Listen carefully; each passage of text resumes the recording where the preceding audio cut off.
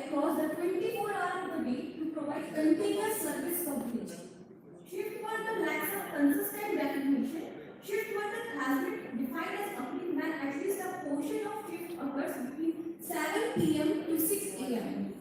Approximately 50 to 20% of employers are estimated to utilize a shift work system in industrialized countries worldwide.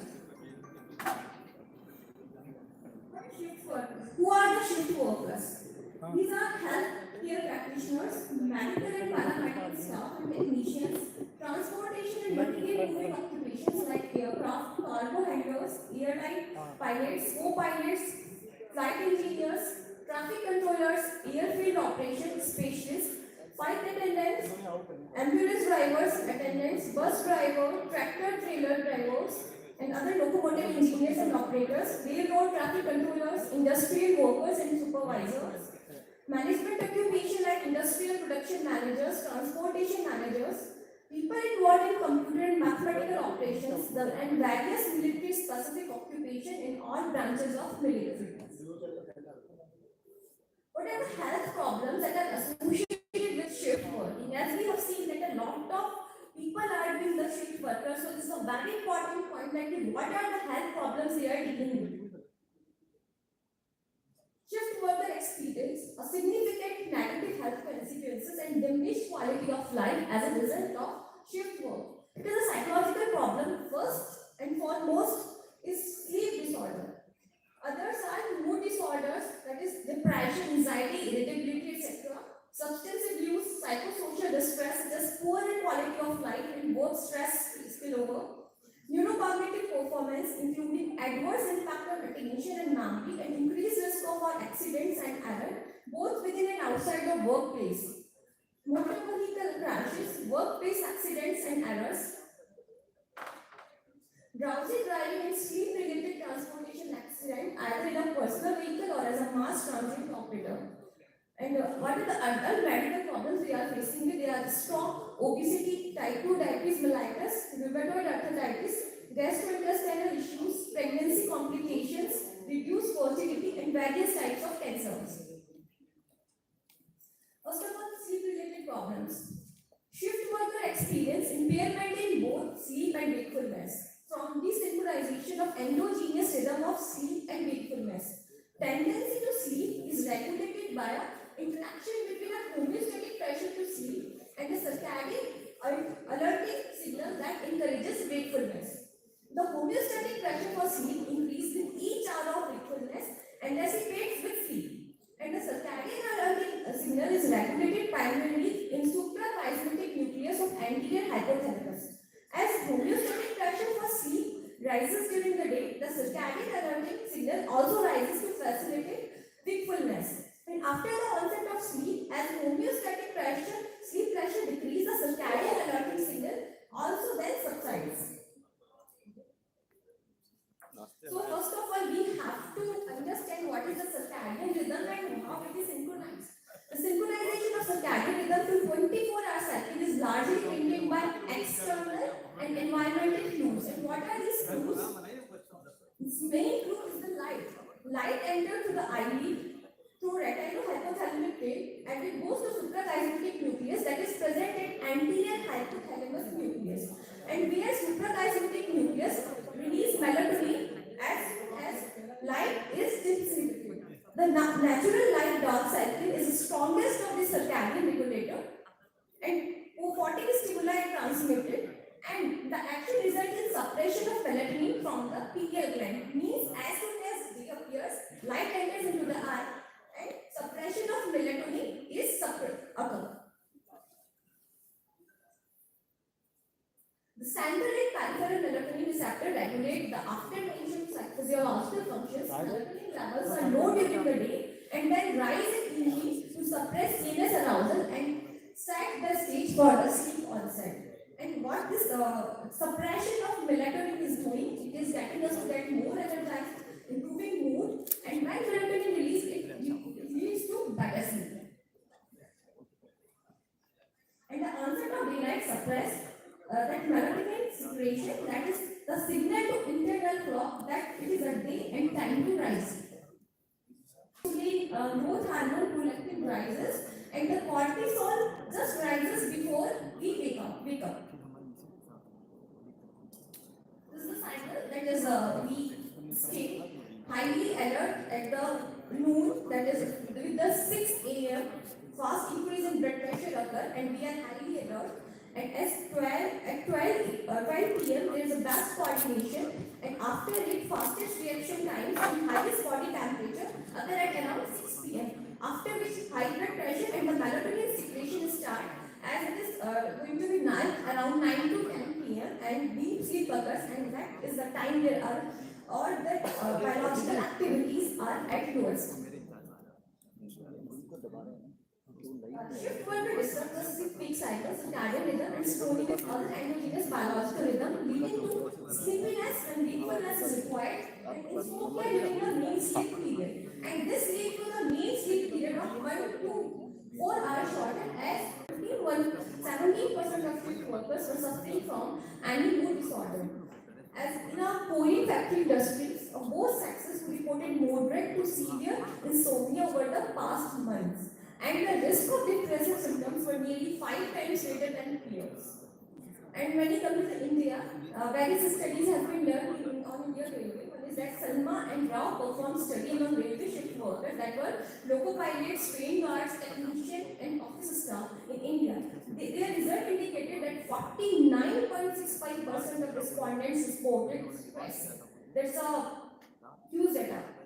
A study in the staff of division of Indian Railway working on shift duties explored occupational health problems among shift staff, and 300 individuals including loco pilots, train guards, and technician officers and office staff were examined. And they told that 31.33 of total respondents reported the incidence of fatigue, stress, and depression was at 22.64, while incidence of anxiety was at 13.91%. So let's talk about how that depression is occurring in the shift workers. There will be the many reasons, but one is that depression of body circadian rhythms, that is causing altered sleep patterns and disrupted endocrine system secretion, most prominently endogenous melatonin patterns over 24 hours can cause depression. Workers had better sleep and less fatigue than the female shift workers. And how females are considered to get more vulnerable. There may be many reasons behind it. That can be physiological stress response, biological load and hormones, and interpersonal orientation and domination. They are facing internalization of difficulties and exposure to other adversities like relationship violence and discrimination. And especially in Asia, traditionally women have a greater responsibility for homemaking and childcare than do men. About the substance abuse, along with the sleep and mood disturbances, substance use is the most effect of the shift worker on mental health. Dory et al. Demonstrated use of alcohol as a sleep aid was reported by 17% of shift workers. And similarly, 23.3% of North American police officers reported high caffeine consumption to stay awake. 21.6% reported use of sleep promoting drugs, and 19.5% used drugs with sleepiness as a side effect. And 5.4% use sleep promoting drugs, and 4.2% smoke cigarette to either stay awake or fall asleep within the past month. And the similar Australian study demonstrated the number of alcoholic beverages consumed on non-work days and number of night shift working past work associated with moderate to severe anxiety symptoms in healthcare workers. Another study reported higher rates of cigarette smoking and use of sleeping pills and alcohol among variable shift workers, and significant association between sleep work and increased consumption of coffee and tobacco to stay awake during work in shift workers. Use of sleep promoting drugs, wake promoting drugs, and cigarette smoking to stay awake was associated with an increased risk of stress, fatigue, excessive daytime sleepiness, performance errors, burnout, and near misses while grinding. So it is a double-sided sword. Now let's come to cognitive impairment. That is, the shift is going with the people. Evidence from epidemiological, clinical, experimental laboratory studies suggest that shift work is associated with impaired cognitive function.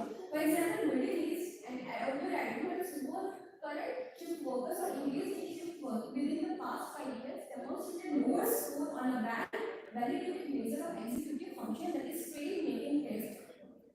The nationally representative symbol in Canada, poorest sleep quality but not sleep duration among night shift workers resulted in lower subjective cognitive function. And in a laboratory study, cognitive flexibility was compromised among those with sleep complaints on tasks that reflected the cognitive.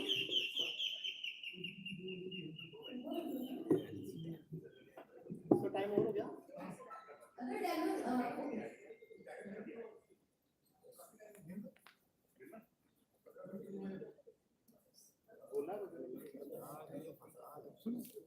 Let's talk about the quality of life. Approximately 40% of shift workers reported being dissatisfied with their sense of well-being, and 28% reported being dissatisfied with their physical and mental health. Mean score in psychological domain of quality of life was also found to be significantly low for rotating shift workers compared to non-shift day workers. Even the mean scores of social domain of quality of life are much less for rotating shift workers compared to non-shift day workers. When we talk about shift work and performance, a study evaluated the sleep fatigue and alertness and performance in 20 male sniper workers in Australia working in 12 hours regular rotating shift using general health questionnaire resulted indicate fatigue levels after shift was significantly higher than before shift levels. The response speed measured by visual psychomotor resilience task showed a significant effect of shift worker with performance being decreased during the night shifts. And after 3 a.m. on a night shift, respectability rose and alertness dropped rapidly. Throughout the shift, there was a moderate amount of occurrence of straight state symptoms and few psychosomatic complaints were also present. Of course, almost 60% of accident of morning shift occurred in the first half of shift, and 57% of accident in the night work in second half of night shift was seen in the study conducted by Namin Patel. And study of the German working population carried the percentage of accidents beyond the 8-hour at work increased as compared to people starting their work in afternoon. The shift work is another disorder. They will be the gastrointestinal disorders, and they will be the other musculoskeletal system, hypertension, respiratory systems, and other minor disorders were reported common among shift workers. What may be the reasons behind it? That inflammatory markers such as C-reactive protein and leukocyte counts are higher in shift workers. These are associated with cardiovascular disorder, atherosclerosis, stroke, and type 2 diabetes mellitus. Increased leukocyte count is one of the major risk factors for CVD and ischemic stroke. Working night shift is a risk factor for poor diabetes control, as hemoglobin A1C is higher among shift workers with diabetes 2 mellitus compared to working day shift. Obstructive sleep apnea and shift workers are risk factor for type 2 diabetes mellitus. And when we talk about the female shift workers, they have higher prevalence of breast cancer compared to non-shift workers. What can be the reason? The reasons are like more light exposure at the night, and the release of melatonin is suppressed, disposing to breast cancer through a series of physiological and pathological mechanisms. It's also stimulates the production of estrogen from ovaries, which could in turn cause breast cancer. Various healthcare professionals are also suffering from all these shift worker disorder like migraines, disturbed sleep, stress at workplace, and lower back pain, and due to that longer working hours and improper sleep and less physical activity are leading to lower back pain in taxi drivers and truck drivers. Dr. Modi, can we please go to the interventions part? Yes, Okay, sir. Yes, sir. So we have just discussed what can be the disorder. Now we have to know that what the intervention we can do in this. First of all, discuss elimination of shift work schedule, and if it is not possible, then we have to initiate the regular assessment of all disorders, that is mood, CVD, GI, cancer, sleep-related comorbidities, and other comorbidities, and develop personalized treatment plan. And encourage circadian adaptation, reduce sleepiness, and improve sleep. And target work, social, and family factor, including spouse or bad partner in the treatment. Optimize life balance and increase recreation, and promote healthy lifestyle. The circadian adaptation, that is the most common thing we can do, is the intermittent bright light exposure during the night and light avoidance during the day. The we can do it by giving dark borders during the day and produce large phase delays, enhance sleep, and improve psychomotor outcomes. Exogenous melatonin administration, that is 0.5 to 3 milligram, can enhance circadian adaptation among shift workers. Even the low dose of melatonin can produce performance impairment, so we have to be very cautious while prescribing exogenous melatonin and patient. How can we improve the sleep? There's a good sleep hygiene is required, including avoiding alcohol and caffeine close to bedtime. Sleeping environment should be cool, dark, white, and uncluttered. Air conditioning, blackout shades, and eye mask with earplugs or white noise generator to create an optimal sleeping environment. And sleep apnea is a process in which there is always, whether it is the shift or non-shift, there must be an overlapping time period should be there in which he is sleeping, whether he is working a shift or not. Napping prior to and during shift decreases reaction time, increases alertness, and reduces fatigue. All shift workers, and particularly night shift workers, should be consistently and strongly cautioned regarding risk of drowsiness driving. Furthermore, the effect of sleep inertia worsen during the middle of night related to other periods of circadian cycle. So naps should be closely monitored, and shift workers should be advised to avoid driving or operating machinery until their post-nap sleep inertia has dissipated. Naps can be effectively combined with other fatigue countermeasures, resulting in additive beneficial effect. For example, combining a pre-shift nap 30 minutes prior to the shift with caffeine can improve alertness and performance. Did you think sleepiness? Maybe can be wind up in the next one. Okay, so fine. So modafinil can be used. And prevention of sleep work disorder is a shared responsibility. Employer and employee both have to be work simultaneously. One more thing is different type of shifts are there. We can use forward rotating shift. The meaning of forward rotating shift is shift should be start from day for few days, then in evening for few days, and night is night. And the fast shift rotation should be there. Means day should be only few days should be there in the shift. And we all patients with sleep problem should be seen for diabetes mellitus, disturbed sleep profile, high triglyceride, hypertension, obesity. This is a part of metabolic syndrome. This is a major risk factor for cardiovascular disorder and stroke, etc. And to take measures. Thank you so much for the patience. Thank you, Dr. Amity, for such an excellent presentation. One important key message that what she highlighted time and again in literally every slide is lack of sleep. Adequate sleep is very much critical to our normal mental health.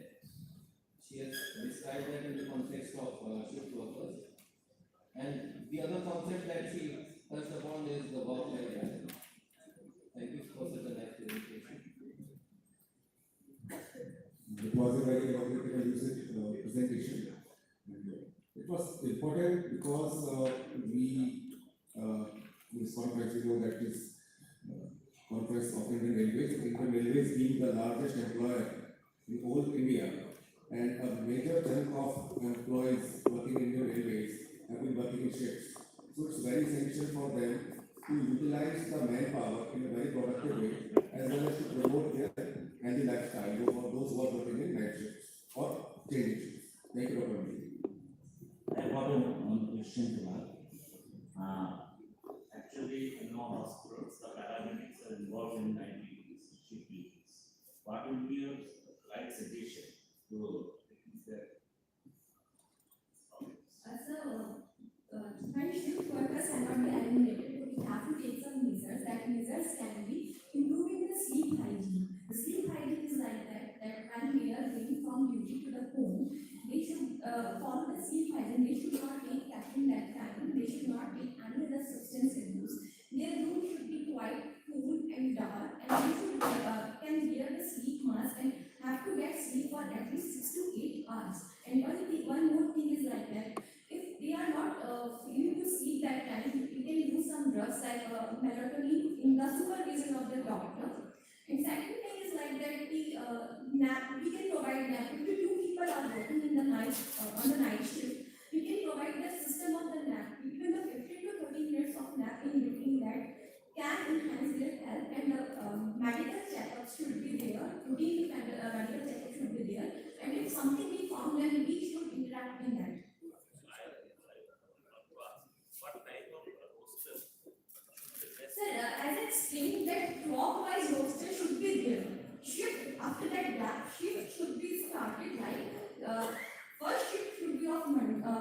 NAN for evening and NAN in NAN. Because clockwise adaptation is easier for a clock, that internal clock that is ticking, that is more comfortable for this clockwise kind of rotation, and fast rotation should be there. Means only few should be there in every shift. There is some rotations where challenges are given at a switch. In some places, 2 days and 3 days. 2 mornings and 2 evenings and 3 nights. Yes, sir. What should be the ideal one?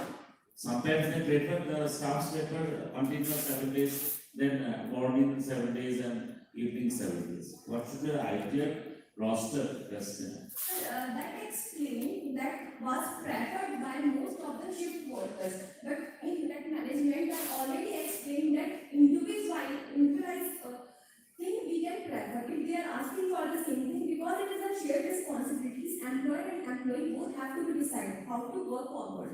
So we can manage it according to the person also, sir.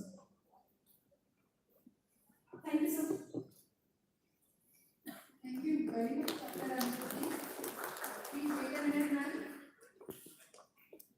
I will request our chairperson to present the memento to Dr. Anjali Sharma.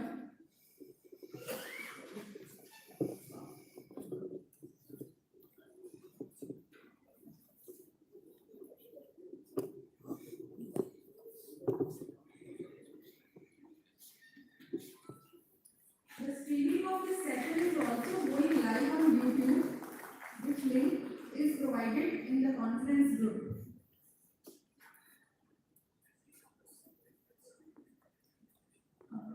I request Dr. B. N. Chaudhary sir to present memento to our chairpersons. Dr. B. N. Chaudhary sir is also chairperson for the next session. He is PCMD of NER. He graduated from the King George Medical University, Lucknow, post-graduation in MS Ophthalmology from Allahabad. He is one of the pioneers in phacoemulsification surgery in Indian Railways. He presented various papers in national and international conferences. He is the first doctor to perform eye surgery in live surgical conference in Indian Railways. He has more than 30 years experience in the field of ophthalmology. Sir, please have a seat on the dais as the chairperson of the next session. The second chairperson of the next session is Dr. Manju Bhaskar ma'am. Dr. Manju Bhaskar ma'am, she is PhD in Department of Psychiatry in Mahatma Gandhi Medical College, Jaipur. She has 15 years of experience in the field of psychiatry. She has more than 20 publications in national and international journals. She did her MBBS and MD in psychiatry from Rajiv Gandhi University, Bangalore. I welcome you all, sir and ma'am. Please introduce our next speaker. Please introduce our next speaker, Dr. M.L. Sharma. Our next speaker is Dr. M.L. Sharma, is senior consultant at Jaipur, and he will be speaking on changing post-COVID-19 psychotherapeutic aspects in psychiatry. We all know that post-COVID, we had a tsunami of neuropsychiatric illnesses, not only because of the disease, but not only to the patients, but also to the relatives of the patients who suffered with COVID.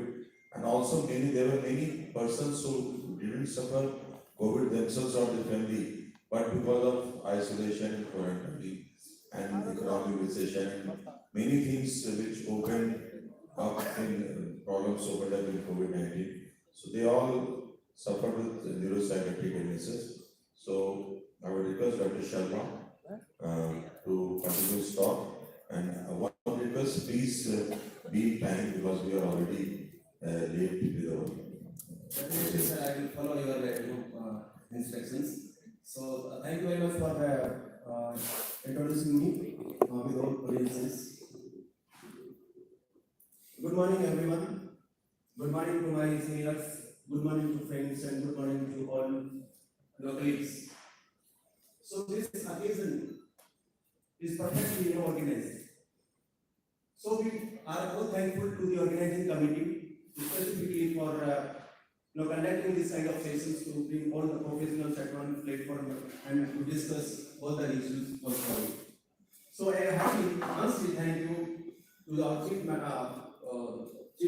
medical director, principal chief medical director, and the medical director, organizing committee members, the general secretary for this particular event which has been organized for us. This is first of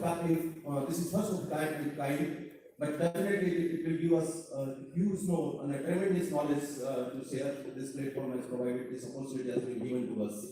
So thank you very much for the opportunity provided. I feel privileged and honored to be part of this event today and to hear from you and to give my my experience to share with you and to give my inputs about the changing post-COVID-19 psychotherapeutic aspect in psychiatry.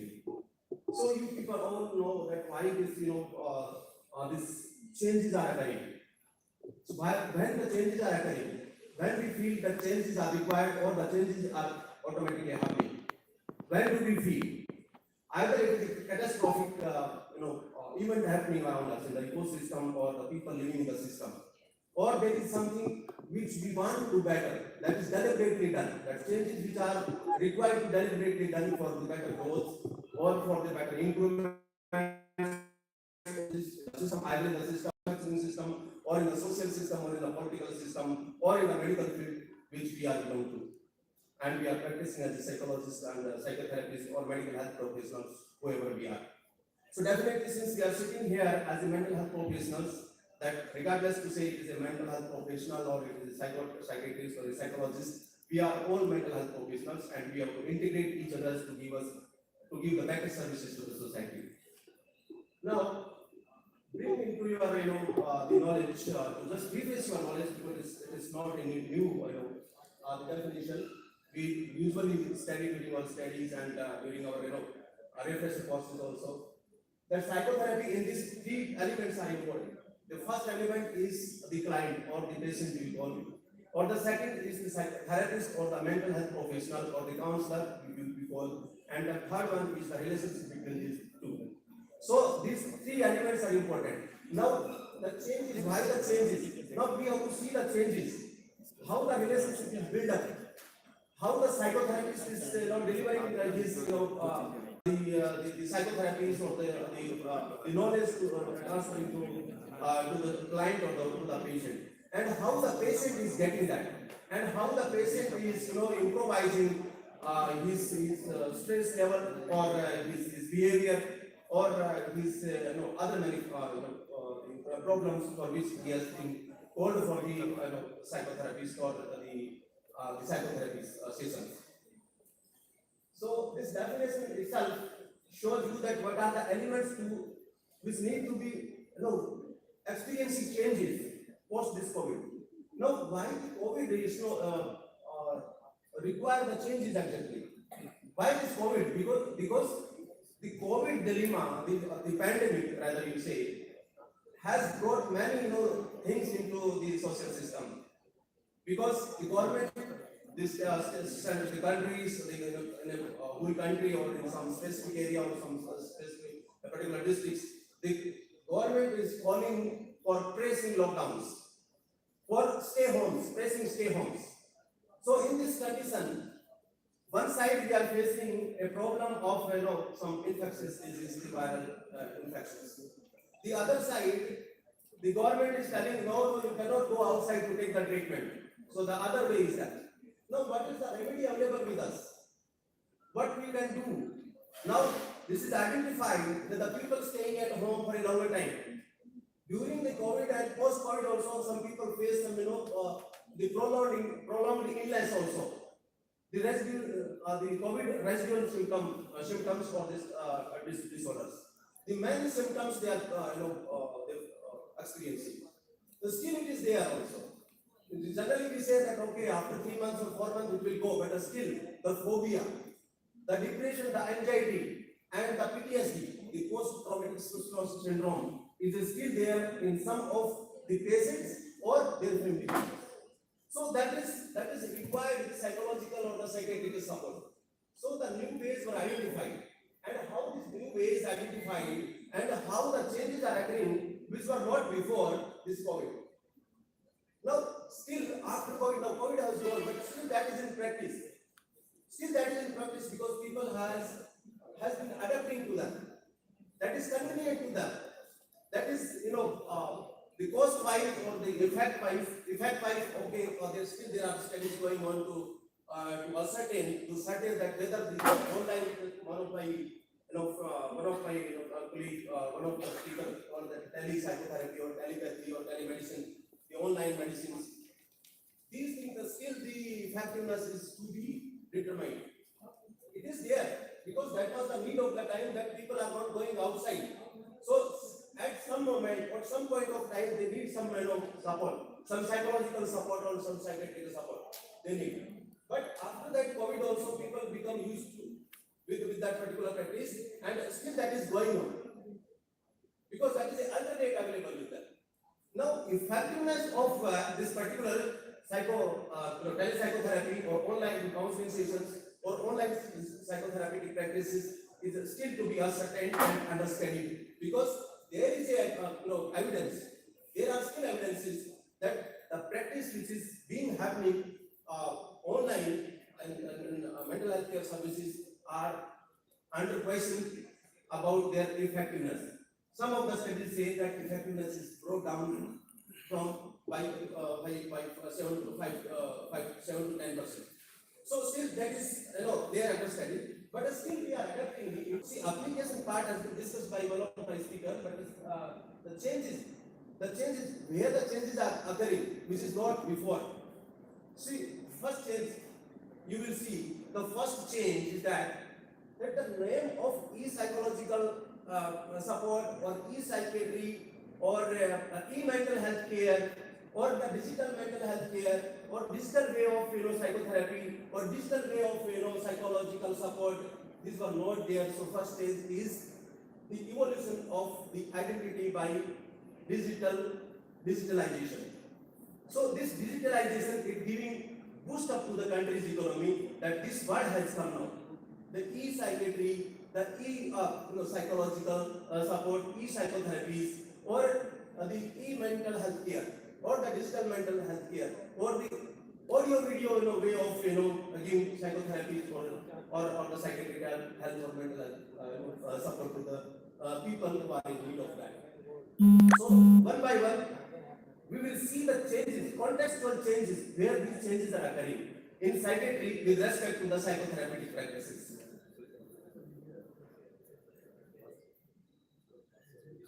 See the prevalence.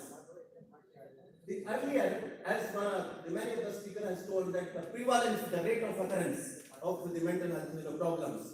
Earlier it was less. Before the this COVID pandemic, when the survey was conducted by mental health conducted pre-COVID, the prevalence accounted approximately 13%. But now, after post-COVID, it has increased by 28.2%. So once you see the effect of this, when prevalence is increasing, the requirement of psychological support or the requirement of psychiatric support or requirement of the mental health care professionals or the psychotherapies will increase automatically. I'm sure that you all agree with me. You follow me, I think. So now the WHO say, according to their survey, that prevalence rate was before the COVID was 22.1%. Here in India, the prevalence accounted approximately 13%, and now post-COVID, the prevalence has been increased to 28.2%. So this is the changing context. Means the psychotherapy or the psychiatric support or the mental health care services will go up. Their need, the demand will go up, and we will have more people in the social systems to demand this kind of psychotherapy and mental health support. Now the changing mindset. Now this change, I'm only focusing on the changes because the thing itself, the changing practices in psychotherapy post-COVID. So what are the changes? Changes of the mindset of the people. Earlier people were not going voluntarily. Still many people are not going voluntarily to the psychiatrist or the psychologist. They feel that if I'm going there, I will be called as a mad. Or I'm not a mental person, why should I go to a psychiatrist or psychologist? It is not like that. You are getting a mental health support, but now this post COVID, the era, or during the COVID, when psychiatrists also recommended them, okay, you take psychological support, you take some counseling sessions. So now people are educated. In 2 years, when they were at home, I would say that some of the people felt that really the psychological support is required because they have no physical symptoms. There is no physical manifestations. Then there is only psychological. Only my thoughts are coming like this. That is, nothing is happening. What I was yesterday, today I am same. So what is happening with me? Why I am not able to act? Why I am not functional? Why I am dysfunctional? Only because of the thoughts, because he is going with the thoughts and he is sitting there. He is settled down there. So only he has to work on the psychological system which is in his mind, not in brain, it is in his mind. The brain he will act when the mind will act. So we have to light up the mind actually. And this help will be given by a psychiatrist or a psychologist or together with mental health professionals. So changing mindset of the people now voluntarily approaching. They are voluntarily approaching to psychiatrists or psychiatrist is also recommended because the psychiatrist may not having that much time to counsel that person. He may not give more than 10 to 15 times. This is my experience, and you also psychiatrist also that they may not be able to give more than 10 to 15 times to a patient. So what is the job of what is the job now to do with the patient or with the client is clinically diagnosed. So unless there is an outbreak, now there was an outbreak, the post this pandemic, COVID pandemic is an outbreak. People voluntarily want to go earlier to psychologists and feel the insultation. But now post COVID-19 pandemic, people initiate or ask the psychiatrist to recommend some good psychologists where I can go and can take some consultation or some counseling sessions so I can feel better. Now the psychiatrist also recommending to the psychologist. Earlier it was not, but during the pandemic, when the people are not going to psychiatrists or asking the medicines, people are approaching to the psychiatrist also. To psychiatrist also, okay, I'm giving the medicine, but also you take some psychological counseling. And even I tell you, I recall the era medical college and hospital of Lucknow. What did they do? Actually, they put the speakers. We are talking about the telepsychotherapy. In their wards, there were 7 to 8 wards in one building, one floor. So they were putting the speakers and one psychologist every day at 3 o'clock, or some mental health professional.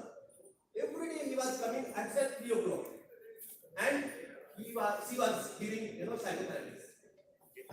Though it was offline, it was not online mode, it was offline mode, but still people were responding to that, and people after that were feeling good.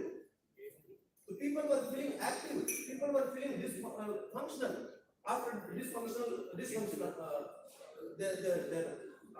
their moods. So this was the recommendations. This was the changing scenario post COVID or during the COVID, which is currently in practice and will continue in practice in future also. So this is the changing mindset is the one context. The prevalence is the another context. The third context is mode of delivery. I think it is one. The mode of delivery. The psychotherapy earlier it was face-to-face session. You all know this particular the online or e-psychiatry, as I told e-psychiatry or e-psychotherapy or telecounseling or telemedicine, which were not there at all.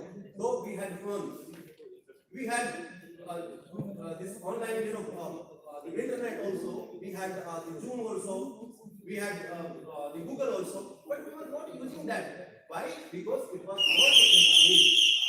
It was not in need. So that is why now it has been changed, and now we are using the online or virtual consultations. The context was content. Earlier it was only principle based protocols. Whatever taught to us during our studies or in practice. Sharma, Follow please that. accelerate your talk. Please accelerate. Sir, I will cut it short, give it 5 more minutes. I would like to share only PPTs. I'm sorry. So earlier, the contextual contents only the principle based contents which we were told. The deep breathing exercise, spiritual breathing, mindfulness, yoga therapies, or change some lifestyle. Don't do this, don't do this, do this, do this, don't do this. This kind of contextual contents are changing now, and it is the changing role, it is the changing way of psychotherapy nowadays. Clients and patients and participants. Earlier, before COVID, the clients or the clinically diagnosed the patients were mostly of depression, anxiety, anxiety disorders, PTSD, bipolar disorders, and schizophrenia. But post-COVID, the composition has been changed because the effect of this post-COVID was quite different, and now changing scenario, PTSD has come up top. Then OCD has come again. The phobias are more. Internet addiction, gaming, and anxiety disorder and depression still are there, but now the rating is their rating has been changed. Their level has been changed. The PTSD was earlier at down level. Now it is top level. So this is the changing context. Accordingly, the next slide you will see, according to the changing composition of the patient, the therapies are also changing. Earlier the therapies, the 5 therapies were used. CBT was mostly used. Psychodynamics was mostly used. Now, for PTSD or for some grief counseling, the psychoanalysis or psychodynamics is mostly or widely used. So this is the changing pattern of using psychotherapy. And the third one is the CBT, and the other one is the behavioral therapy. The other therapies, existential or humanistic therapy or the integrated therapy, are less used post-COVID. The integration of the psychotherapy with other medical practices. Earlier it was only allopathy. People were knowing only allopathy, but now Ayurveda, Unani, homeopathy, Siddha, yoga, Sovarimpa.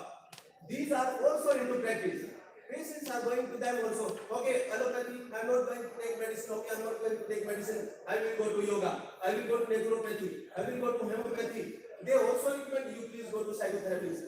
You please also go to counseling psychotherapists or counseling psychologists. So this is the changing scenario in our psychiatric practice, mental health. The therapist and client variables demography, the age and gender preferences. Some people like the adult people who are into professional occupation. They say, no, I need some experienced person. I need some experienced person and I need male only. I would prefer male only, I would not prefer female.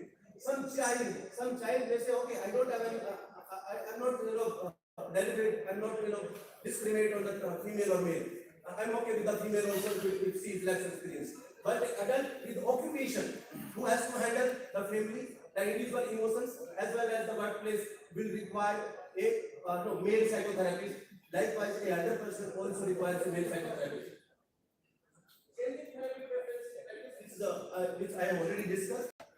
The generation of more employment, obviously, when there is a changing scenario, obviously, this post-COVID has brought many employment opportunities both for the psychiatrists and psychologists and psychotherapists and other mental health professionals.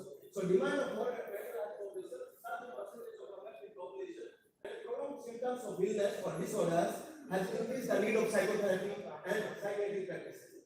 The next one, which is self-explanatory, I need to extend much more about it. Advancement in research and training and psychotherapy and psychiatric practice, obviously, it is true. When there is a change in content or there is a change in mode of delivery, then definitely the people. Sharma, please conclude in 1 minute. Please conclude. The way of using the mode of the delivery also, the people has to be trained either in the content, the clinical or the psychotherapy, and the mode of delivery also, making the better relationship as well. This has to be changed. So this is some of the the usual mode of delivering the psychotherapy, which has been discussed by my previous speakers. And these are some pros and cons. So this is obviously understood that obviously if there is online, there will be some, the chances of, privacy breaking or lack of physical cues. So these pros and cons definitely understood by us. So thank you very much. Thank you for your presence for listening. Professional, thank you for a good deliberation in psychotherapy. And I think we are short of time, so we'll do away with questions and we'll straight go to the next session. Hello, I am Dr. Goswami, is the psychiatrist Obama. You have not mentioned a word about music therapy. This is the trend of the day. So can you consider music therapy? Sir, music therapy is also there, but we will talk about cognitive behavioral therapy because there are many therapy. We categorize this. But play therapy is also there, art therapy is also there, but these are the sub-therapies of the behavioral therapy. So that is why I have not categorized it. Play therapy is also there, art therapy is also there, music therapy is also there. So that I have not categorized it. The 5 categories of the therapies are psychoanalysis, psychodynamics is number 1. Number 2 is cognitive behavioral therapy. Third one is behavioral therapy. Fourth one is humanistic and existential therapy. And fifth one is integrated therapy. And the other therapies are sub-therapies of the therapies. Thank you. Thank you very much, sir. Thank you for being part of this big movement. Now I request our chairpersons to present a memento to our doctors, to our speaker, Dr. M.L. Sharma.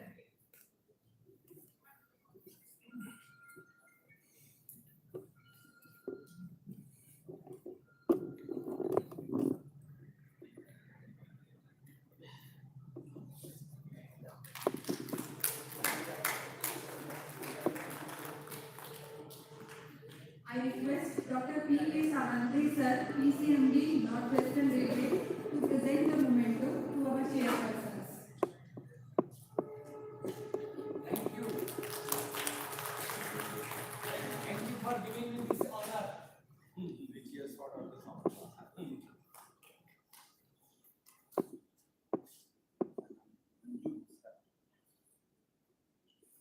Photo.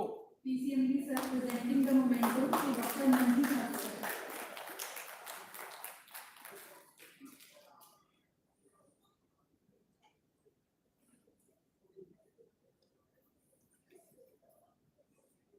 Sir, presenting the memento to Dr. B. M. Chaudhary, sir.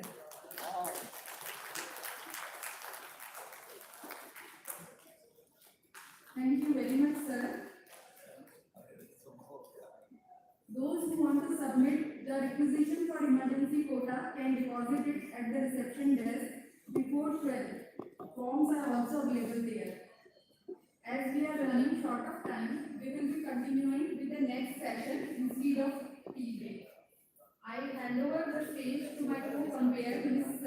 Sajji Varghese, for the next session. Thank you, ma'am.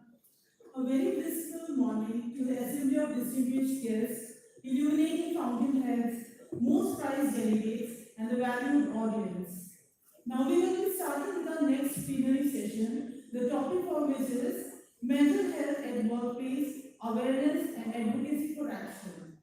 For the first talk of this session, I would like to invite the chairpersons, Dr. B.J. Rao, PCMD, PCR.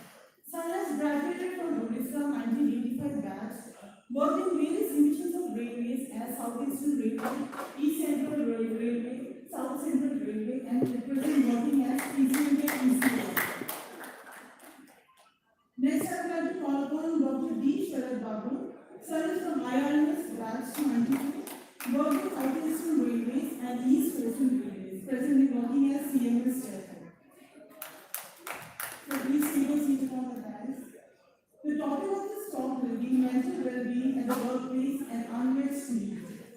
May I request the chairperson to kindly introduce our speaker, Dr. Lalit Batra, to the audience.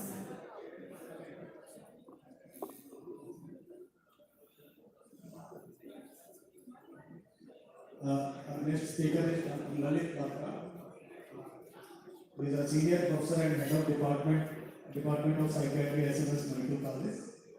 He has quite a few publications in various journals of review and a few awards that are on screen. Now to cut it short, I would request Dr. Lalit Rutra to start. Good morning. At the outset, I would like to give my sincere thanks to organizers for inviting me for this conference. And I will also congratulate Dr. Matoria, our SMS alumni, for organizing this wonderful conference. And I think this conference is a new milestone in the medical services of railway. So my topic is mental well-being at workplace and unmet need.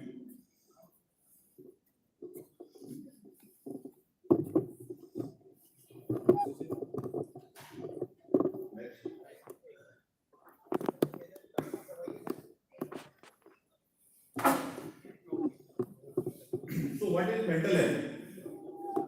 Basically, mental health is a state of well-being in which every person realizes his or her potential, can cope with normal stresses of life, and can work productively and is able to make a contribution to his or her community.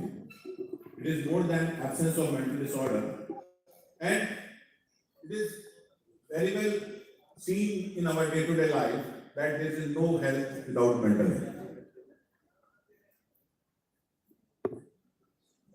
The mental health at workplace, although workplace can play an essential part in maintaining positive mental health.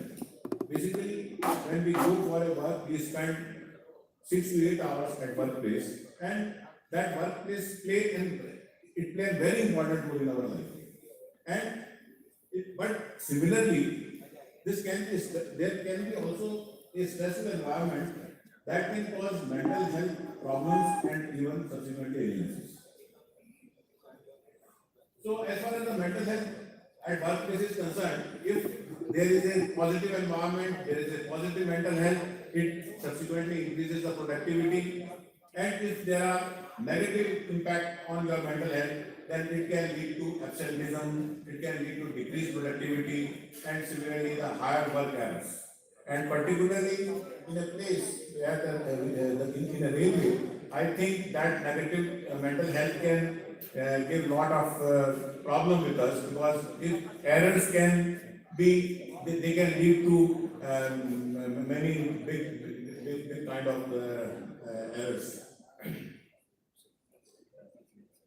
Though there are mental health issues at workplace, but many people, they fear judgmental due to stigma, and they fail to seek help, because mental health problems, mental health issues, stresses, they are bound to occur at workplace.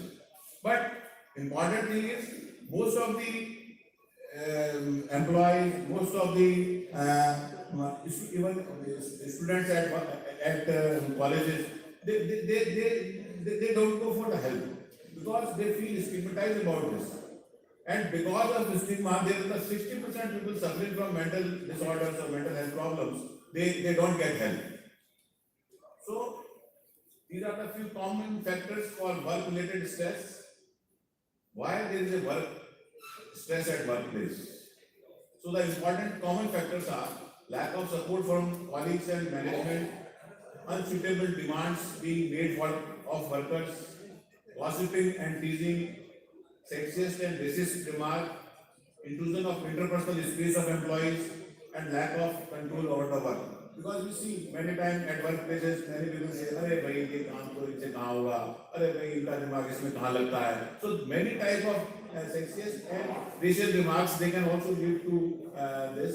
Similarly, many times people are entering into your interpersonal spaces. अरे भाई क्या बात है, आज काम तो नहीं हो रहा है क्या? आप घर से लड़के आए हो क्या? Yeah, like such type of remarks, they can also create problem, and they can create stress and subsequently mental health problem.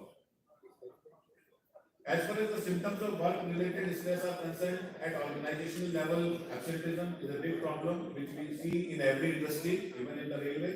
And disciplinary problems are also there, reduced productivity, frequent accidents and errors, decreased cost for compensation, and high staff turnover. So these are the few symptoms of work-related stress at organizational level. They are also at the personal level, individual level. They causes anxiety, irritability, they cause sleep problems, burnout, alienation, depression, difficulty in concentrating and remembering, poor decision making, increased incidence of drug abuse, high risk of taking and destructive behavior. So these are few individual symptoms of work-related stress. So what is burnout? The people previously highly committed to a job, but later on they lose it, all interest and motivation in their work. And it is a state of emotional, mental, and physical exhaustion caused by excessive and prolonged stress. So this is a very common problem which we see in professionals also, that burnout is because of these factors. So it is a responsibility of employer to prevent the burnout at workplace. So how to tackle work-related stress? Advice for employers: the promotion of mental health by raising awareness and by identifying and thus addressing factors affecting mental health at work. Because we have to promote seeking mental health. We have to promote people to seek mental health, and simultaneously we must employ psychologists, counselor at workplace, so they can go freely and talk about their problems. So, and we are similarly seeing this kind of trend in different industries. Now, many of the good industries, they are employing various mental health professionals, counselors, and psychologists for problems of their employees. So, offering assistance and support by building an environment where the mental health issues are not a taboo, and by maintaining confidentiality and being non-stigmatization in their approach. So, if we can create this type of environment at workplace, then probably people can come and they can talk about their problems, they can talk about their work-related stress with strict maintaining strict confidentiality. So, how to tackle work-related stress? The advice for employees. So, there are a few things which are important for that, like talk about your feelings, keep active, eat well and drink sensibly, keep in touch with family and friends, ask for help, do something you are good at, accept yourself, accept who you are, and take a break. So, we are going to discuss in little detail about these advices. So talk about your feelings. Talking about your feelings can help you to stay in a good mental health. It is not a sign of weakness. Basically, people think यार मैं अपने बारे में कोई बात करूंगा, मैं कोई अपने मन की बात बताऊंगा किसी को, मास्टर को तो लोग क्या सोचेंगे, इतना बड़ा ऑफिसर है वो ऐसे बात कर रहा है. So not this is not a sign of weakness. Just being listened to can help you feel supported and less alone. So we must encourage this. Similarly, second important thing is keep active. Exercises releases chemicals in your brain that can make you feel good. So regular exercises can boost your self-esteem and can also help your concentration. 30 minutes of any physical exercises, at least 5 times in a week, it is recommended and it has been found effective in dealing with stress in number of studies. Then how to tackle, then next is the eat well and drink sensibly. So eat at least 3 balanced meals each day and drink plenty of water. Try to limit intake of high sugary and caffeine drinks. Avoid too much alcohol. There are other healthier ways to coping with the stress. Because what is becoming a trend at that?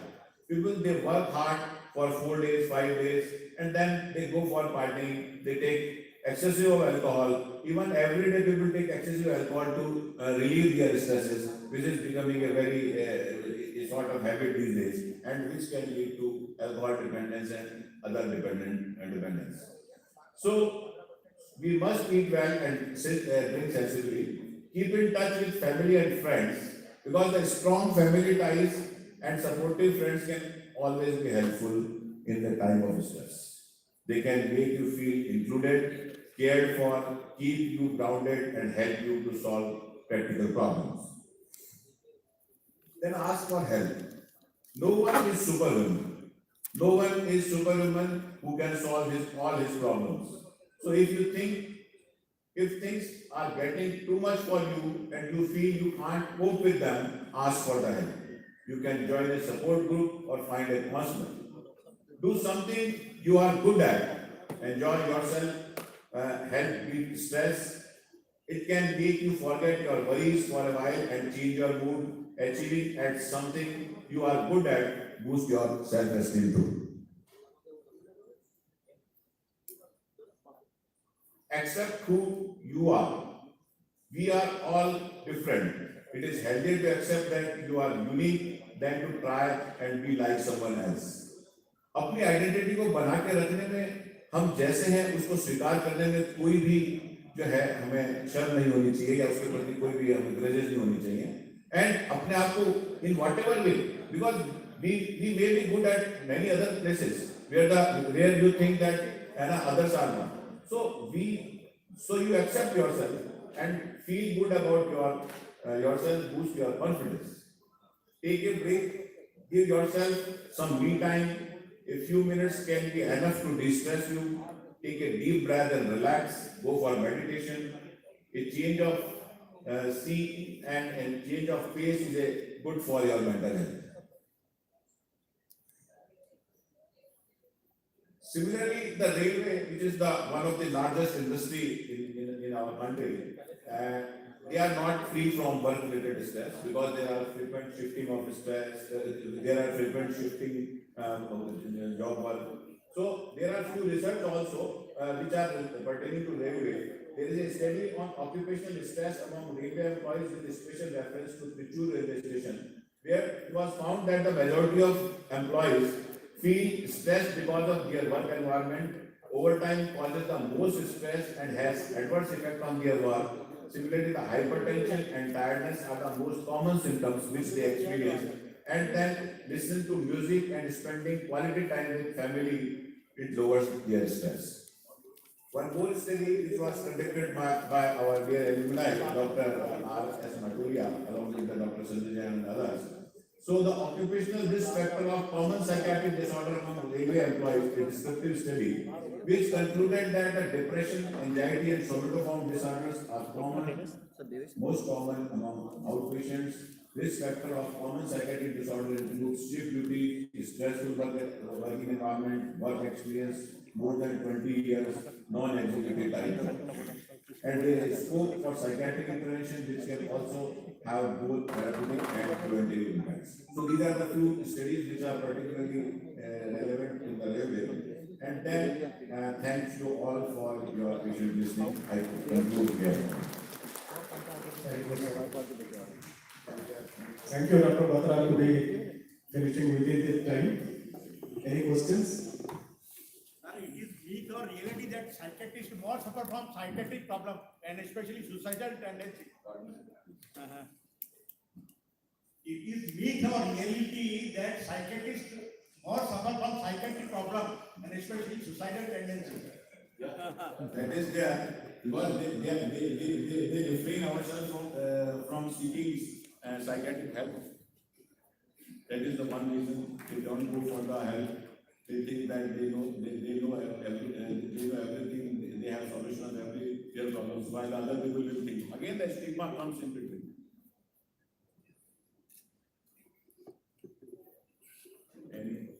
Thank you, Doctor. Thank you, sir, for your words of wisdom and sparing your valuable time with us. Now, I would request our respected chairpersons, Dr. B.J. Rao and Dr. Sharad B. Babu, to kindly honor a speaker with a memento and certificate. Dr. Batra, just a comment, it's not a question, actually it is related to what this told that psychiatrists refrain from giving this advice. Whatever you told as advice in this previous presentation, I think we all give the same advice to our patients. Yeah.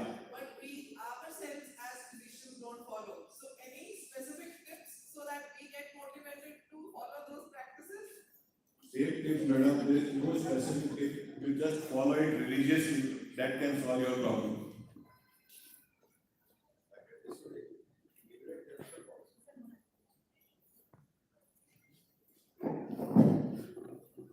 Our chairpersons are giving the memento and certificates to our respected speaker.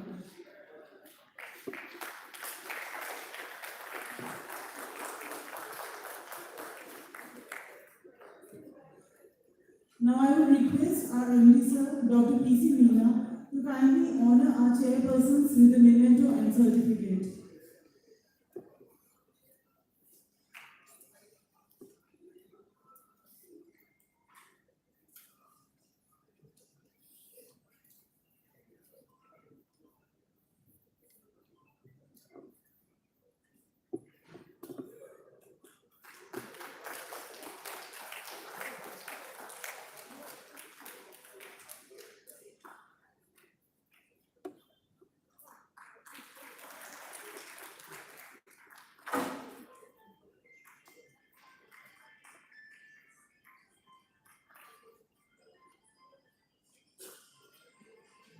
Thank you, sir.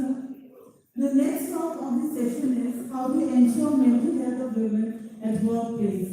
It's called for all. May I request our honorable chairperson, Dr. Shubhankar Prabhu and Dr. Sanjay Jain, to kindly take their seats on the dais.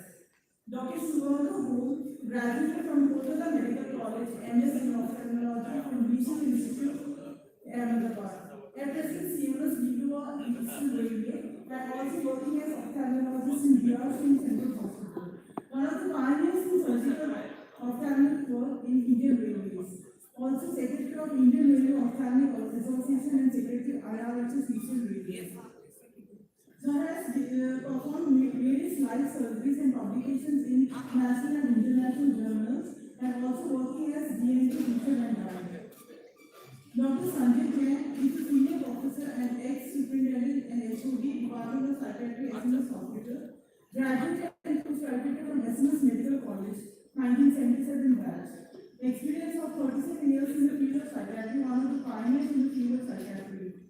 Sir has given innumerable number of publications in national and international journals. Specialist in adult and addiction psychiatry.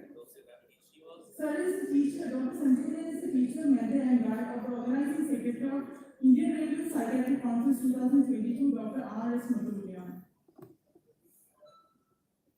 Now I will request the chairperson to introduce our speaker, Dr. Anita Gautam, to the audience.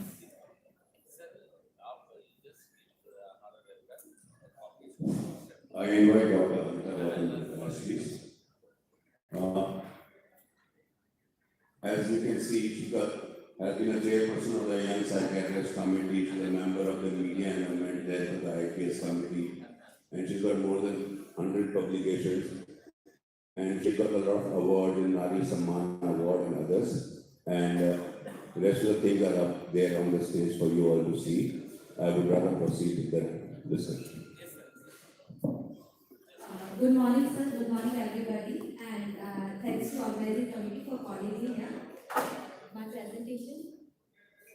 Yeah, thanks, Bhadra sir, for such a nice presentation. And actually, I am just making this presentation or for taking it forward. Mental health of women at workplace. It is actually my presentation is very simple, but on a very serious issue. Mental health of women at workplace. First, I will tell what is the scenario in the present India. Whatever the employment arrangement may be, women have always been more disadvantaged than men in India workforce. And we all know now that in a simple language we are telling that हम औरतों को बहुत ज़्यादा freedom दे रहे हैं. Still, what is the scenario? The ratio of working women is declining in last 10 years. It was 26 in 2005 and 19 in 2020. So where are we going? We are the scenario is declining. Actually, the condition of working women, they are declining. What may be the reasons? So in the coming slides, we are discussing what are the reasons and how do we manage it. The female labor force participation is the share of women in working for those who are elder than 15 years. For example, all women providing labor in a specific period for the production of goods and services.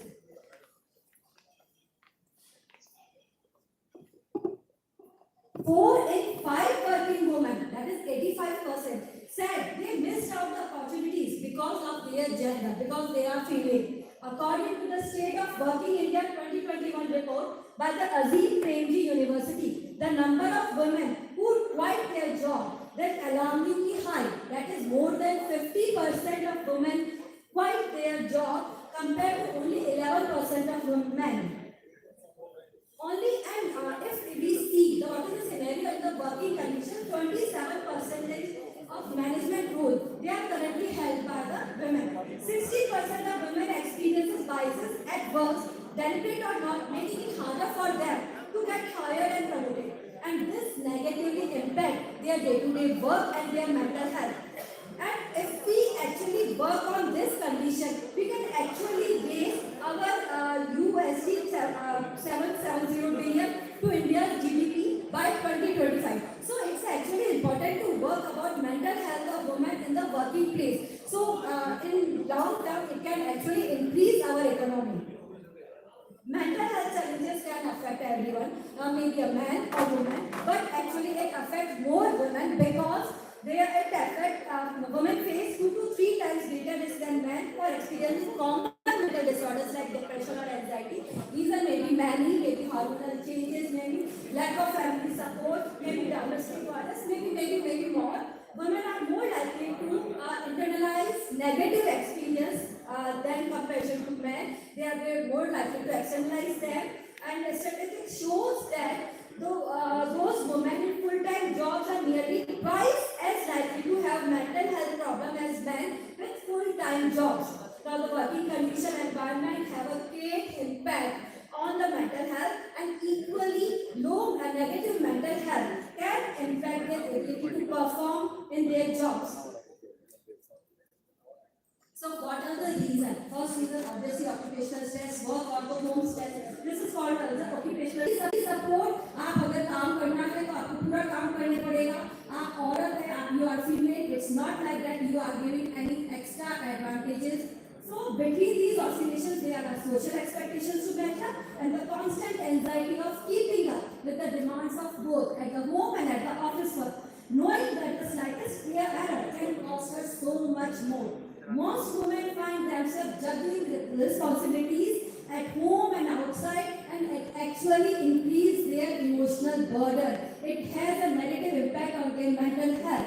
At the same time, home woman it's actually she is expected to be perfect. कि आपको ये काम तो करना ही होगा, आपको अपने बच्चे की देखभाल करनी है, तो you have to do it. अगर if your kid is ill, then it's your duty to take a leave and take care of him. The combination of juggling caring commitment for children and family as well as doing paid work and facing physical health problems would increase the risk of mental disorders. Now, what is the guilt of career?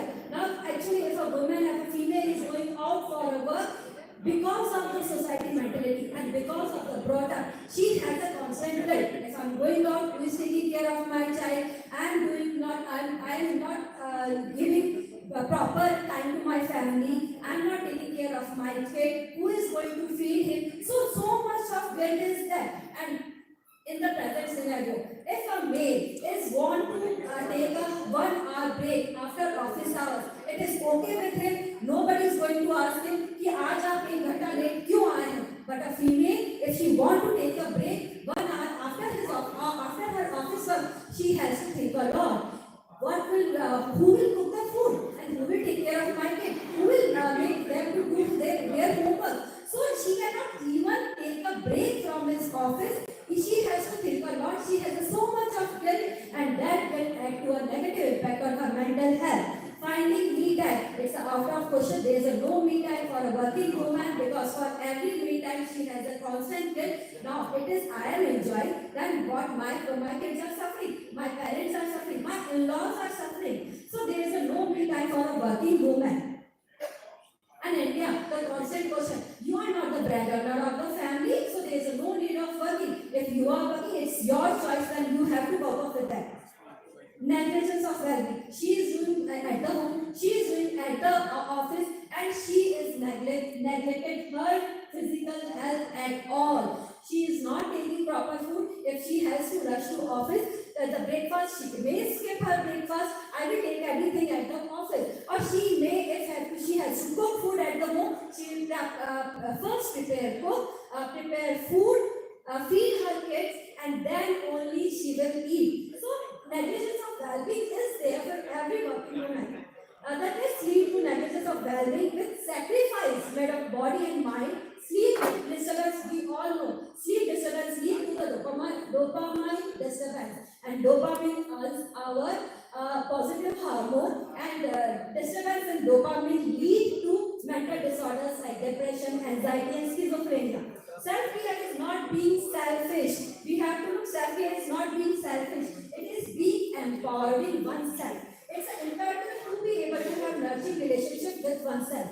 But in a fast-paced and often chaotic life, women tend to put their own needs on the back burner. So many women constantly put everyone and everything first, allowing their own needs to suffer.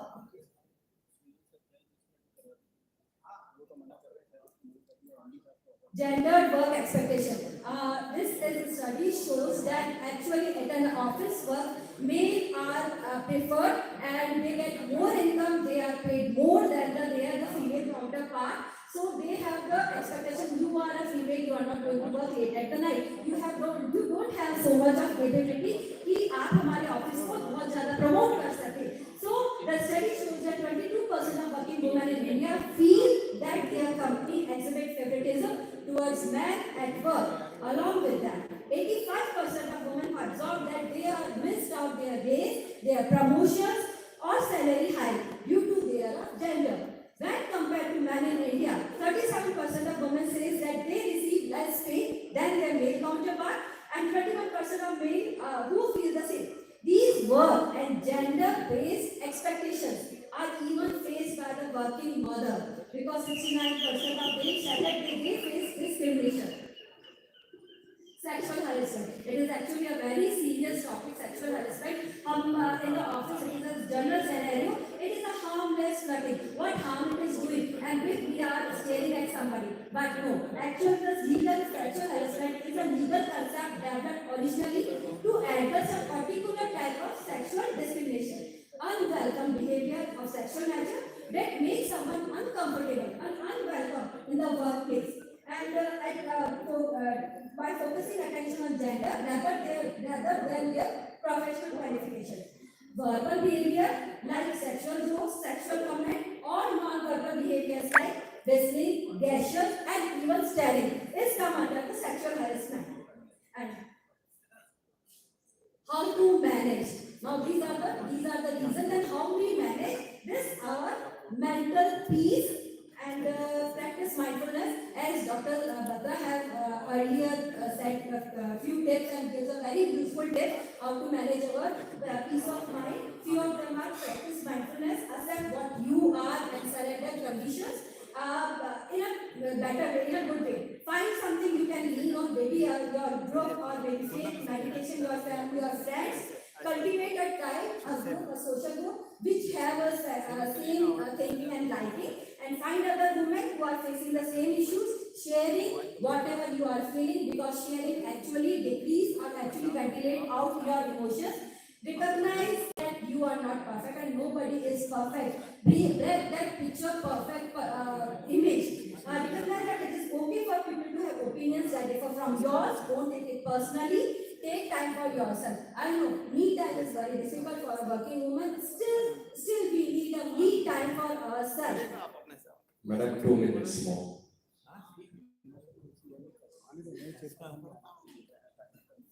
Please,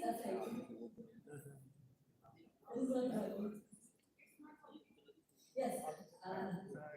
Time management is very necessary for man or woman, but for women it is more necessary. You have to manage your time because actually you have to take care of your family and office. So time management is the first priority, first thing how you can handle all your things, because all have 24 hours only. And then keep your desk clean. It is actually necessary, because if at the workplace your desk is messy, it gives you negative vibes, it actually increases your tension. So keep your desk clean.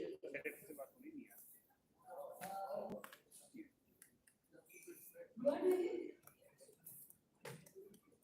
Bright sunlight. make sure that wherever you work, allow sunlight to come in your room, because sunlight is actually motivate you. It gives your brain a signal, now be alert, be activate. So make sure that sunlight come at your workplace.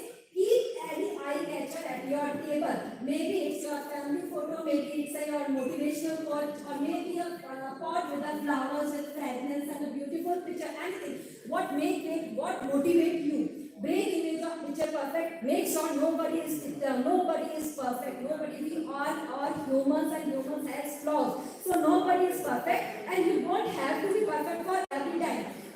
You can leave something. It is okay to be at some flaw.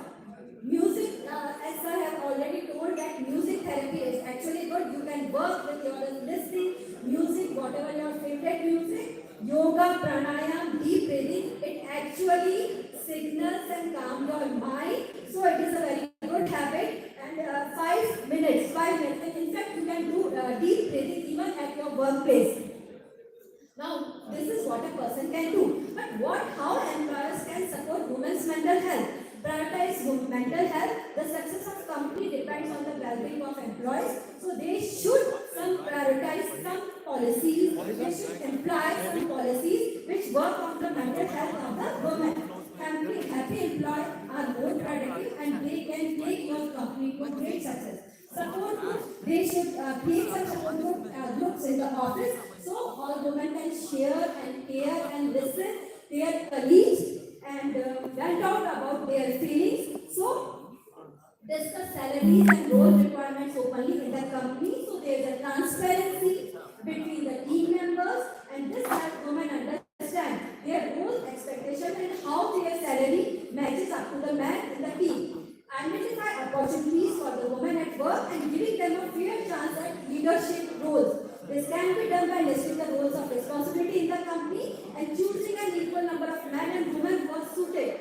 And this change in gender, actually this is very slow change, but change to Hannah. And we can look that this change can later on give a big change in the society. By having a clear prevention of sexual harassment, pause. We have to say no to sexual harassment at the workplace, and the HR department must keep reminding employees about the step. And to speak about harassment, there should be something where a person, where a woman can file complaints, set up a counseling policy at work. The organization can provide counseling services to the employment so that they receive mental health support. Workplace are a reflection of a society. So communicate openly that your organization is committed to gender equality. Ensure marketing and communication are free of stereotype. Embrace a culture of diversity, equity, and inclusion. Provide formal avenues and active committees to address any concern or bias. Provide external support for women's equal rights movements. Monitor progress by running external survey to measure how effective these progressive steps. It is great that we are moving forward, but still for the working women, we are still there. In fact, we are moving backward. So we have to do a lot of things in this section. And as a psychiatrist, as we are doctors, we are leaders, and we are a responsible person, member of the society. So we have to look about this thing so we can make some change in our society. Thank you. Thank you, Dr. Amita. It was a great presentation, very informative, especially what cases in Indian railways. I think in our railways, we are regularly organizing such sessions in our workplace and workshop hospitals, and this is very important. Any questions from the audience? Just a couple of.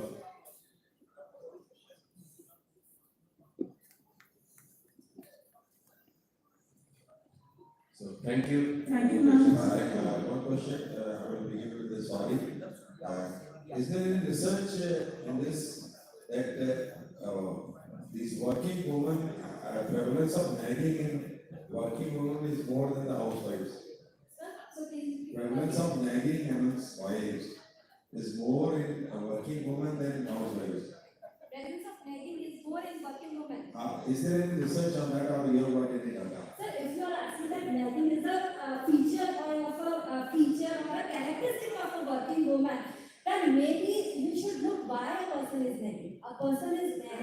she is depressed. She may have some problems. That's why she is nagging. She is not getting support from her family. That's why she is nagging. So we have to know why such person. No, there is not such particular research that there is a nagging in the working woman rather than housewives. But yes, there are lots of studies which proves that working women have more depression and anxiety disorders than homemakers.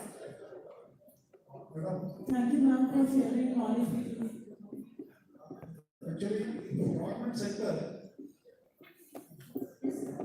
sector, of course, the government takes care of a lot of welfare of the women. And in case of the health department, also our population of workforce is around 40%. And we also have, as you know, the constitutionally obligated maternity leave, and also the child care leave. So this gives the workforce in the female gender a really comfortable place in the government sector. So I think Yes, government are doing many programs, but still the government is doing at the upper level, at the desktop. But when we come to ground level, when we actually see at the offices, the scenario is different. If you are taking leave for your maternity, it is a no paid leave. Means they are not paying for that leave. It is for the 3 months only. So either you take leave before your delivery or either take leave after your delivery. So it is only 3 months in the private sector. So government is doing good. It is actually making more policies. But as a doctor, I need if we do more research in this area. So these researches help government to make more policies. So we need more policies toward this. So which help a working woman to work better at their workplaces. So I think we need more researches and new policies.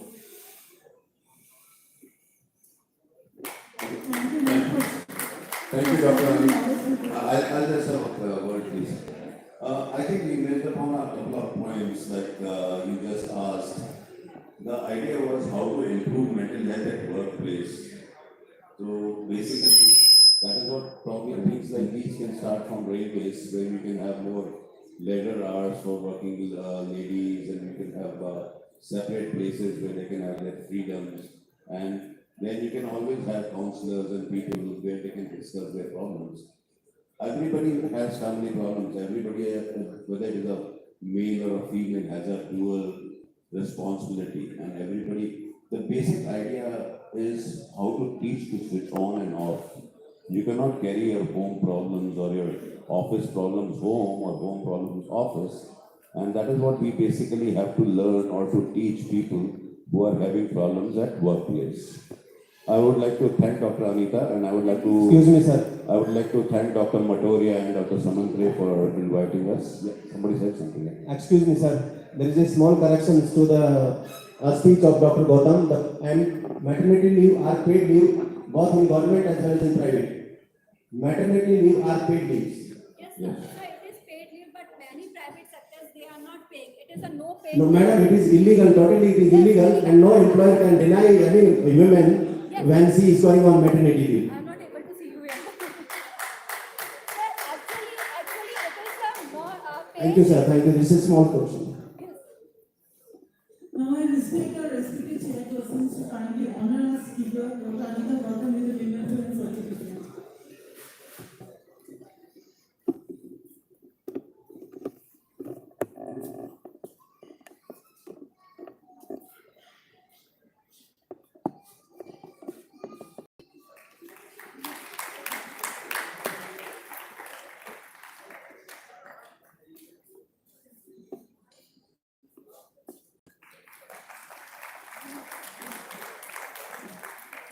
Now I would request Dr. Lakshmina ma'am, ECMD, and WR chairperson to kindly come up on stage and honor our chairpersons, Dr. Shubhantu Home and Dr. Sanjay, with the memento and certificate.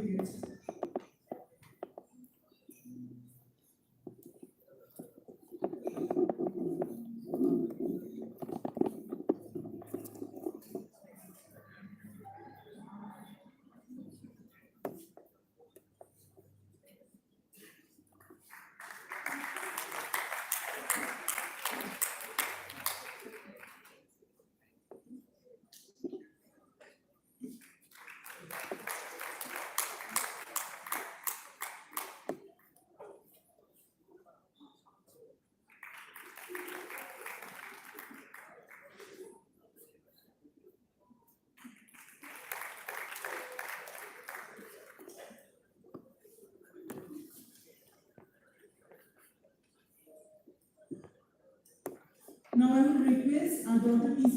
sir, MD Jaipur, a man of foresight and distribution with extraordinary leadership skills, to please come upon the stage and brief about Central Hospital NWR Jaipur.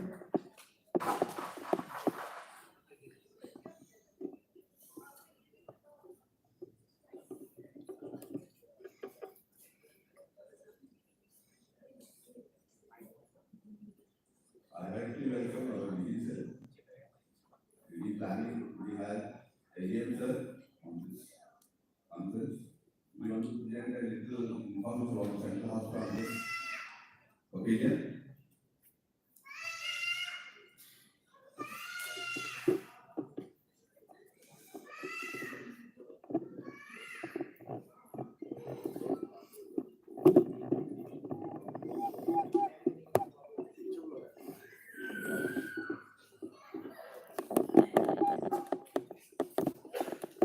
So as you all know, undergrad loan was established in 2002, and earlier it was a division, Jaipur Division Hospital, it was connected to Central Hospital.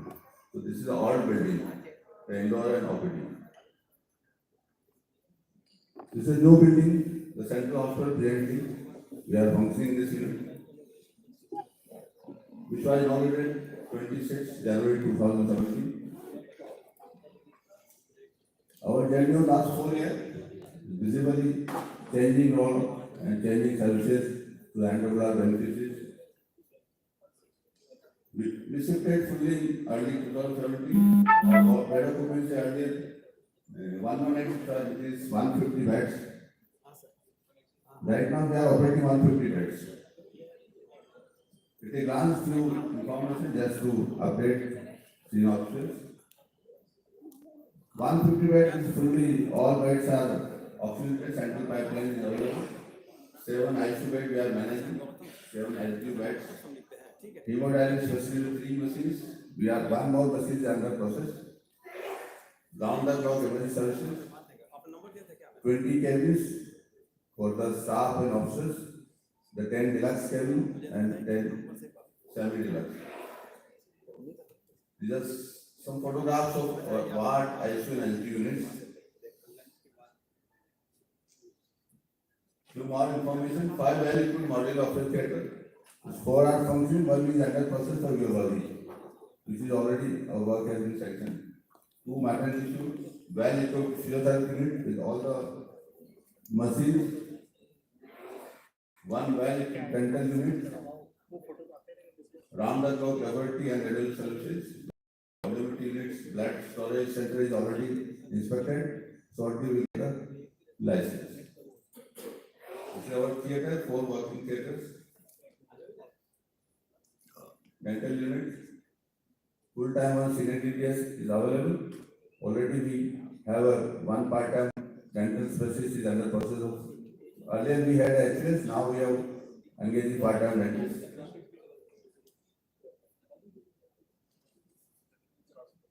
The hemodialysis unit, which was inaugurated that time December 2017. The specialists available in central hospitals, the general medicine, neurology, pediatrics, dermatology, pulmonology, anesthesia, critical care, psychiatry. These are in-house facilities. Railway doctors are available. The surgical specialists in general surgery, orthopedics, urology, ophthalmology, ENT, obstetrics. Except this, we have the consultant, 10 posts are HPS consultant, which are not we have added, they are. This is the opinion. All pictures are taken recently. Diagnostic unit, radiology with facility of intervention, radiology, pathology, biochemistry, microbiology, non-invasive pathology. We have the regular senior game of radiology and regular pathology from railways.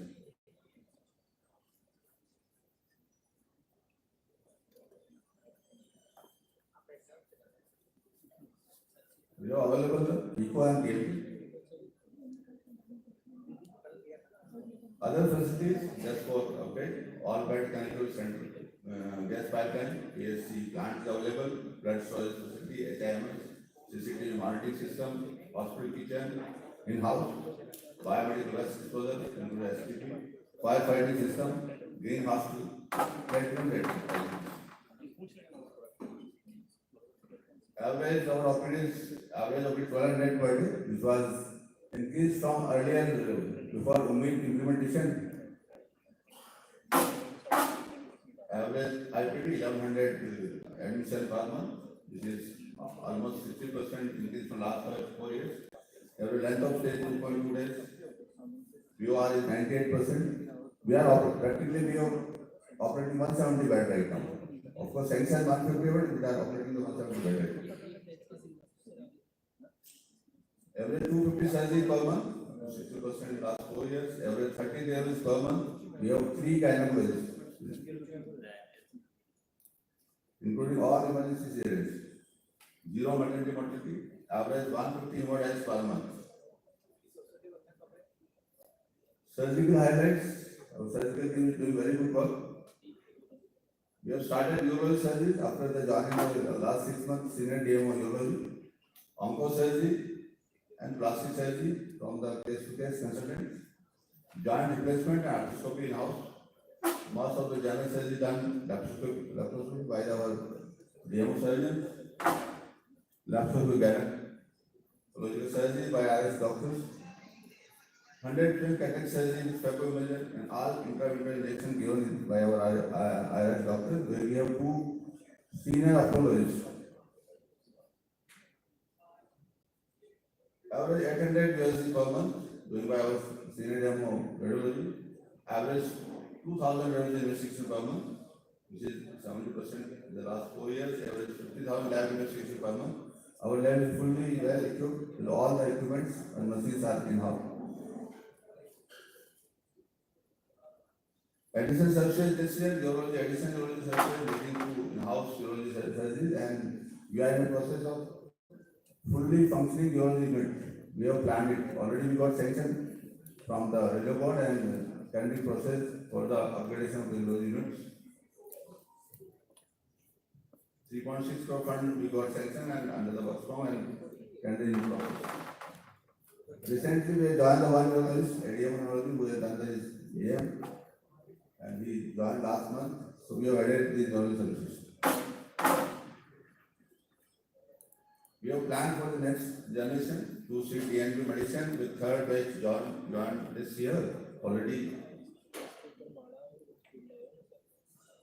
2 medicine cases submitted and accepted. We got from that DNB board. 2 DNB diploma sheet obstetric gynae, the second batch joined.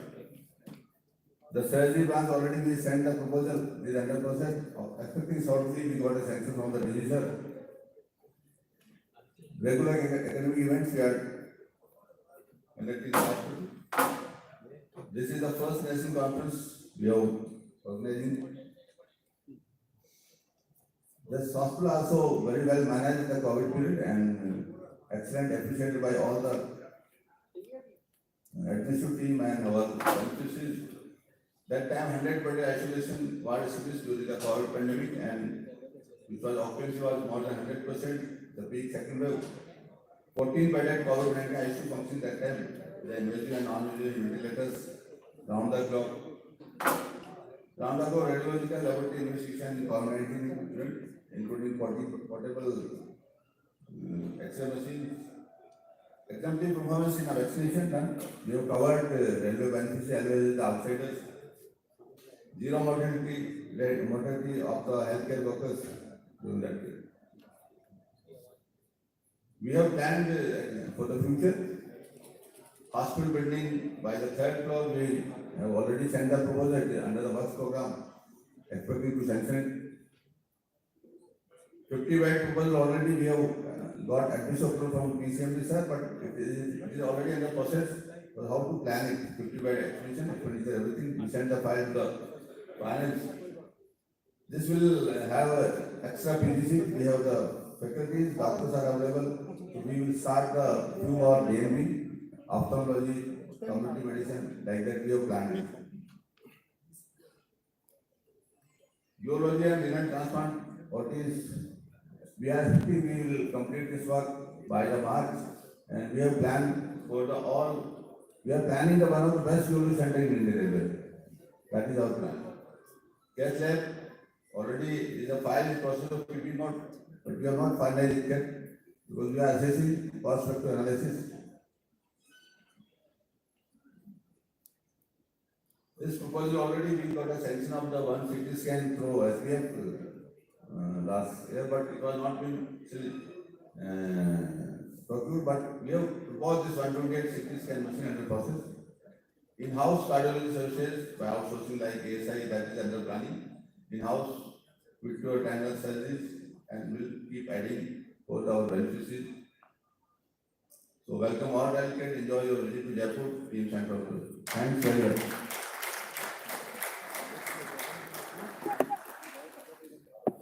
We have got a very dynamic medical director, and whatever it has done, it is done by him. So please hear to our medical director.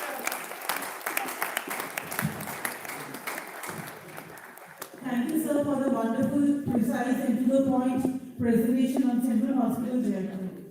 Now, for the inaugural ceremony, I will hand over the mic to our ACHT man, Dr. Ruchi Jain.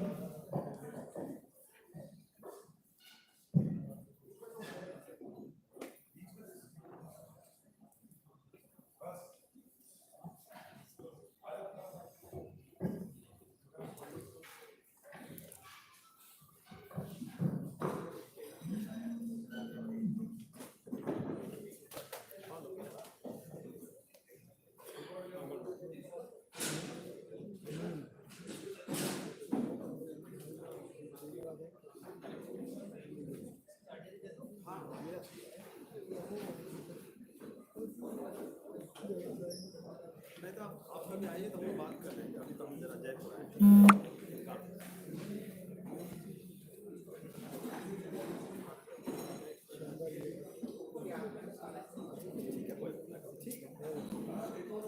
बात कर लीजिए वहाँ जो हमारे साथ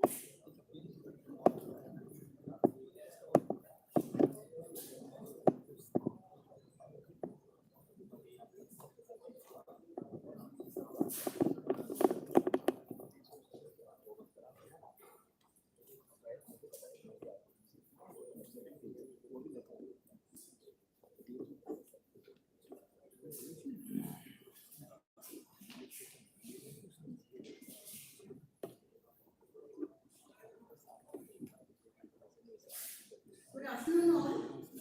Now we are all set for the inaugural function now. A very warm welcome to all of you. We are here for the inaugural ceremony of the first annual conference of Indian Railway Psychiatrists being organized by the Scientific Society of Healthcare Professionals of Central Hospital, Jaipur. The theme of the conference has been appropriately chosen as the practice of industrial psychiatry in Indian Railways. Emerging challenges in rapidly changing occupational scenario. This has been carefully selected to cover the whole gamut of the conference.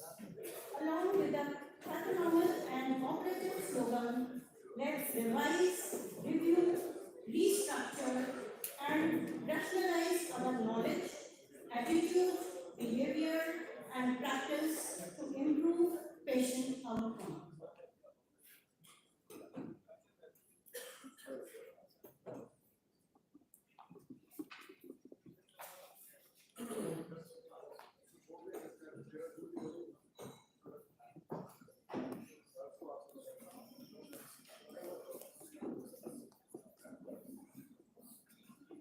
Now I request our chief guest of today's function, our Director General Railway Health Services, Dr. Prasanna Kumar sir, to kindly take his seat on the dais, please. Dr. Lakshmi Meena to kindly escort sir to the dais.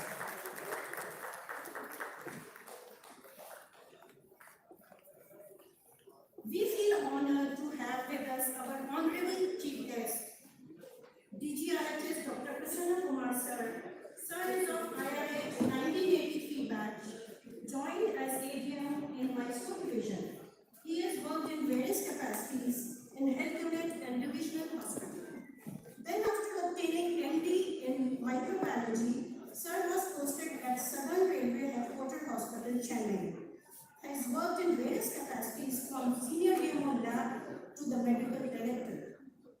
Then he worked as PCMD Southern Railway, PCMD Central Railway, and later as PCMD South Central Railway.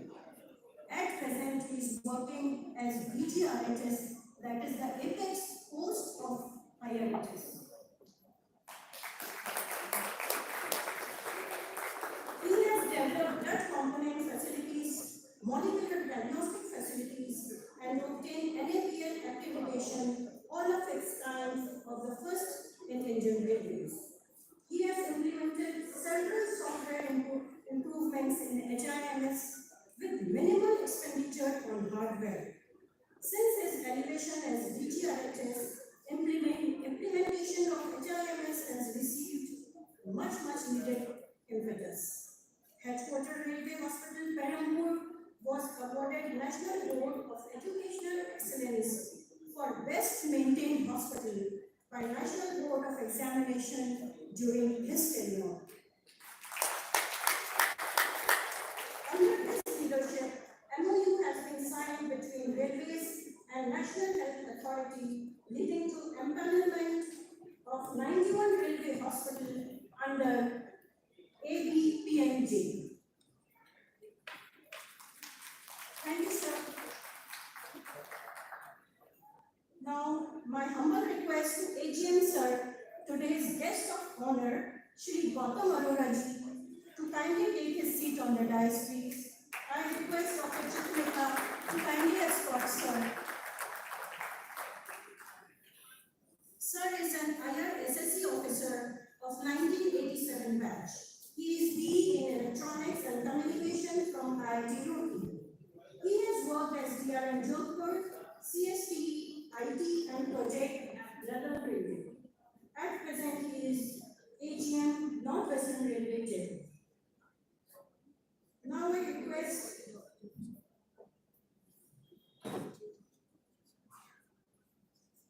we have Principal Executive Director Health, Dr. A.K. Malhotra with us. I request sir to kindly take his seat on the dais. I request Dr. Neetu to kindly escort sir to the dais, please.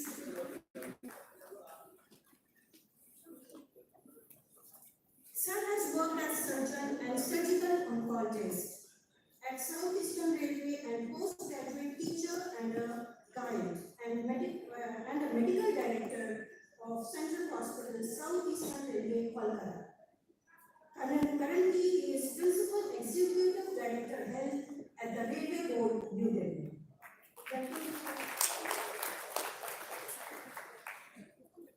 Now we have with us Dr. Sridhar.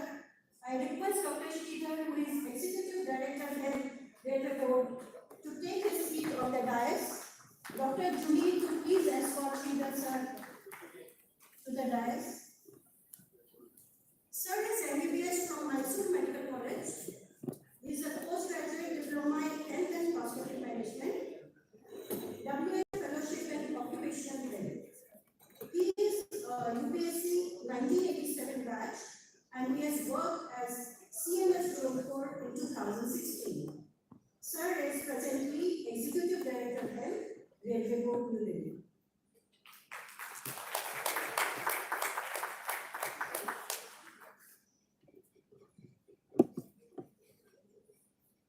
Now I request our PCMD sir, Dr. Saman Ray, to kindly take his seat on the dais, please.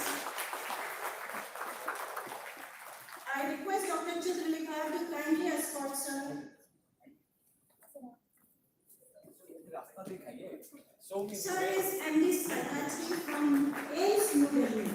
Sir has joined Railways in 1986, worked as head of psychiatry department at Garden Reach Hospital, Southeastern Railway, CNS of Mumbai Central Division, and chief psychiatrist at GIH Mumbai. He has worked as PhD of Central Railway Mumbai, chief psychiatrist of Baikonur Hospital, CNS at Bhusawal, and at present he is our principal chief medical director NWR Jaipur. He has worked in various capacities in the field of psychiatry. Now I would like to welcome our medical director, Dr. PC Meena sir, to kindly take his seat on the dais, please. Dr. Kalpana Mishra to kindly escort our medical director to the dais.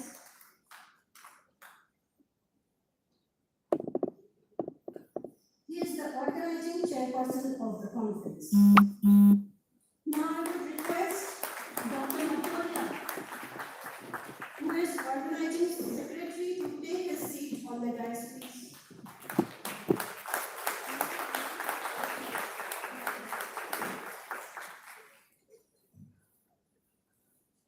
Jaipur is known for its hospitality. For us, Atithi Devo Bhava. We have unique way of welcoming our esteemed guests by crowning with safa.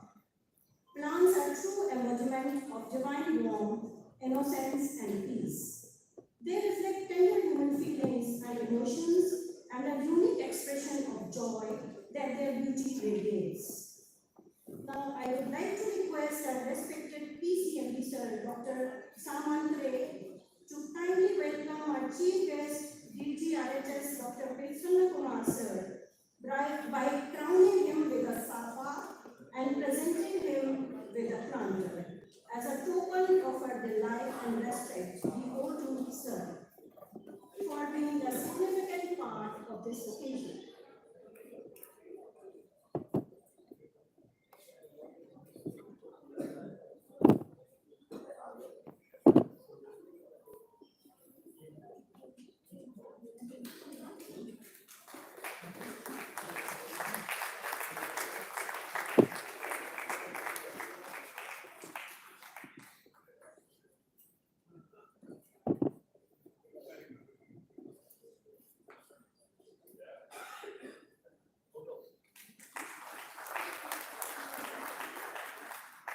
My request to MD Sir Dr. PC Meena to kindly welcome our guest of honor, AGM Sir, Dr. Shri Gautam Aroraji, by crowning him with a safa and presenting a planter.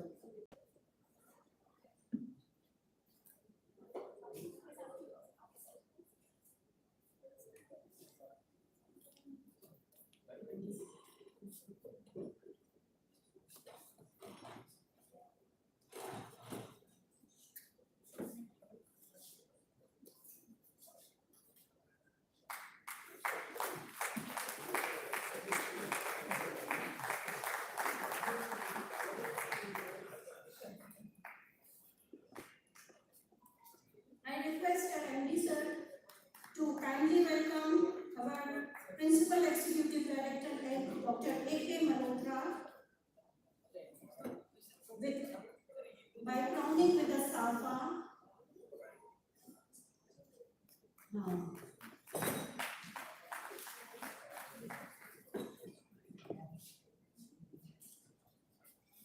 Dr. A.K. Malhotra is being welcomed by our MD Sir by crowning with a safa and giving a planter to Sir.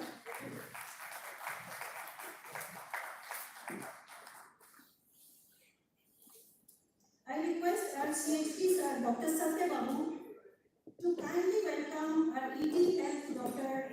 Sridhar by crowning him with a safa and presenting a planter.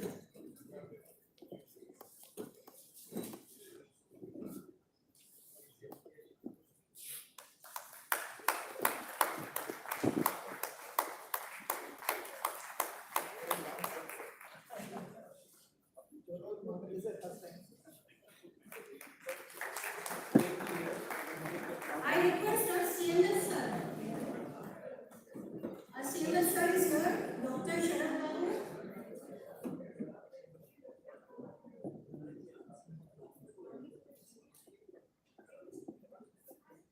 Sir, please welcome our PCM, sir.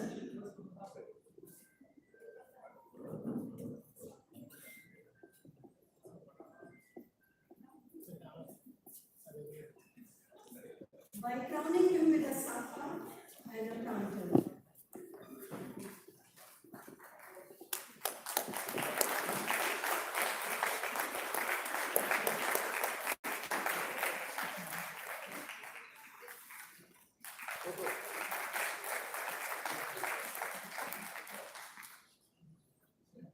My humble request to Dr. Saha, ACMS Jaipur, ACHP, sorry. Dr. Saha is not here. Sir, please welcome our MD sir, Dr. P. By crowning with a safa and giving a planter.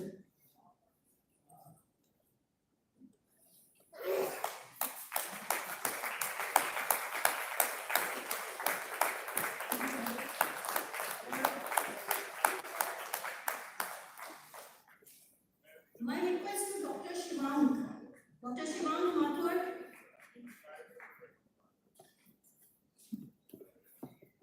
he's already here on the dais, to kindly welcome our organizing secretary, Dr. Makoya, by crowning him with a safa.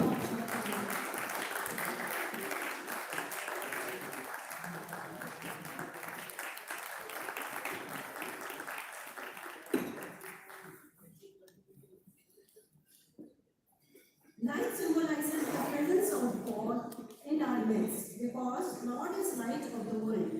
So at this inaugural ceremony to solemnize the event and seeking blessings from Almighty God, I invite our adorable PCMD sir, MD sir, Dr. Matoya to accompany our respected PSYCHIATRIST sir, AGM sir, PCMD sir, to kindly garland Ma Saraswati ji and kindle the light.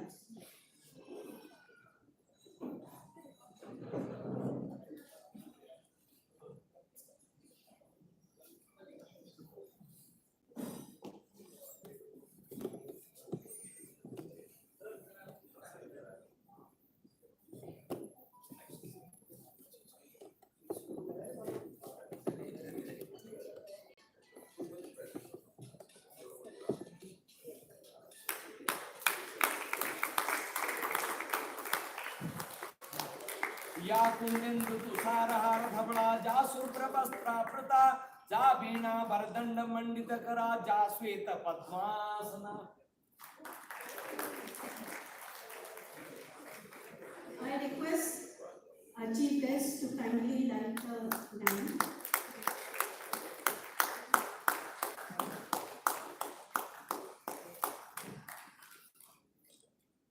I pray, may this light shine forth and sunlighten us, our lives of each one of us with God's divine presence in our life.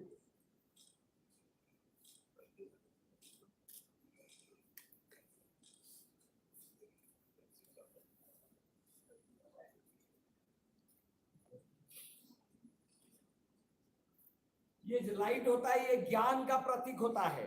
ये जो यहाँ जल रहा है आप लोग का सबका दिल में ऐसे ज्ञान का प्रदीप विराजमान करे ताकि आप ऐसे बिजली का जैसे जाजुज्यमान हो.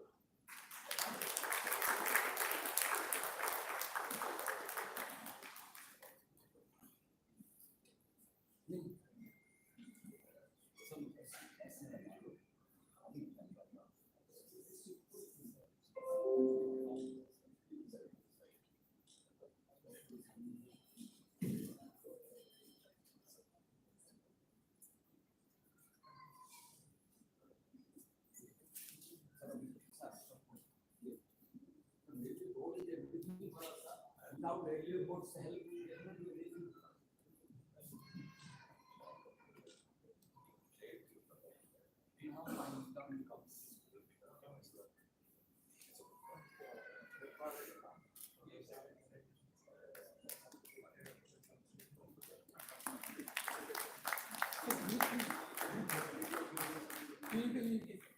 Thank you all. Now, what is Saraswati is an embodiment of wisdom, knowledge, and learning. So let's seek blessings in this conference. So I call upon Dr. Chitralekha, Dr. Jui, and Saji to please come on the stage for Saraswati Vandana.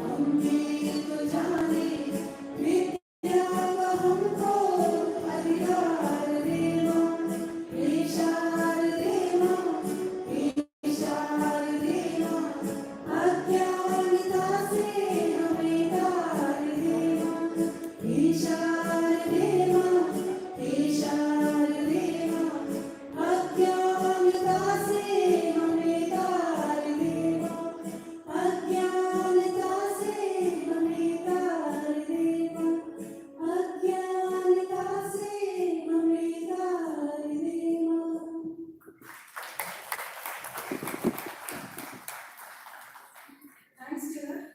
This melodious song has filled the whole atmosphere with the positive vibes. Now I request our PCMD sir, Dr. Samantre, to come here for the keynote address, please. Sir.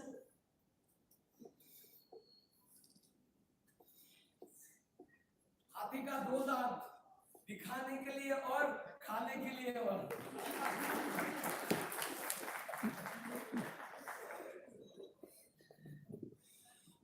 मैं थोड़ा हिंदी का student हूँ, ज्यादा English नहीं बोल पाऊंगा, तो English Hindi मिला के मिक्स ऑडियंस को खुश करने का प्रयास करूंगा। Respected dignitaries, Honorable Director General of Railway Health Services, Dr. Prasanna Kumar, and Madam, our Additional General Manager, and our Medical Director, PC Meena, and in addition from Railway Board, we have got beautiful flowers. Our Principal Executive Director Health, Dr. Malhotra, आप ताली क्योंकि ताली इसलिए बजा रहा हूँ, हम लोग एक दिन में ज्वाइन किए थे, we joined together, and आपको सुन के खुशी होगी, he is the only cancer surgeon in Indian Railways जो अभी भी रेलवे बोर्ड से हफ्ता में 4 दिन छुट्टी लेके अपना ऑपरेशन करता है गार्डन रिच हॉस्पिटल में। उसको हम लोग पनिशमेंट दे दिए पीडी हेल्प करके, हम सोचा था कि बेचारा सर्जरी भूल जाएगा, मेरे लिए अच्छा होगा, and he is not doing that.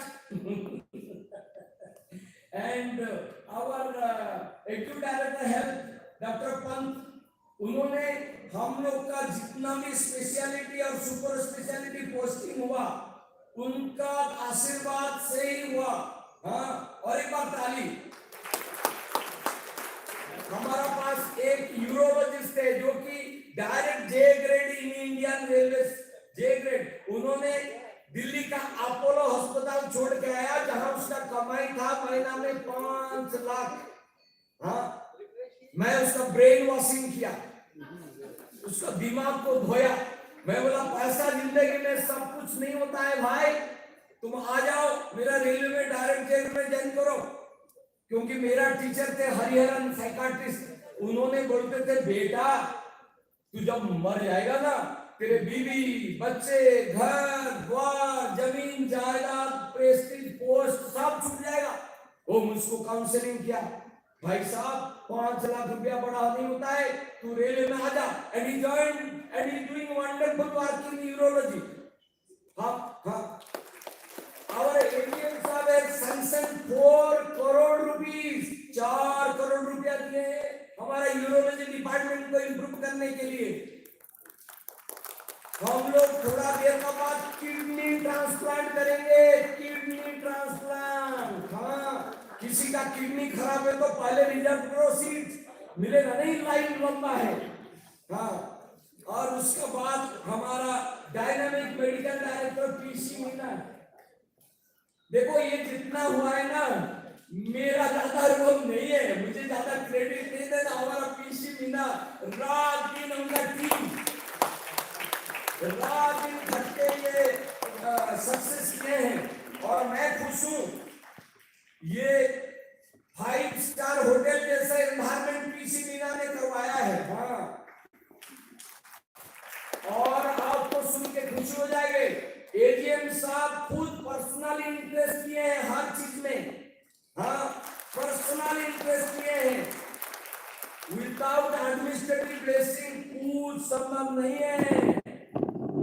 हाँ, रेलवे में आपका भगवान होता है जीएम, एजीएम और डीजी।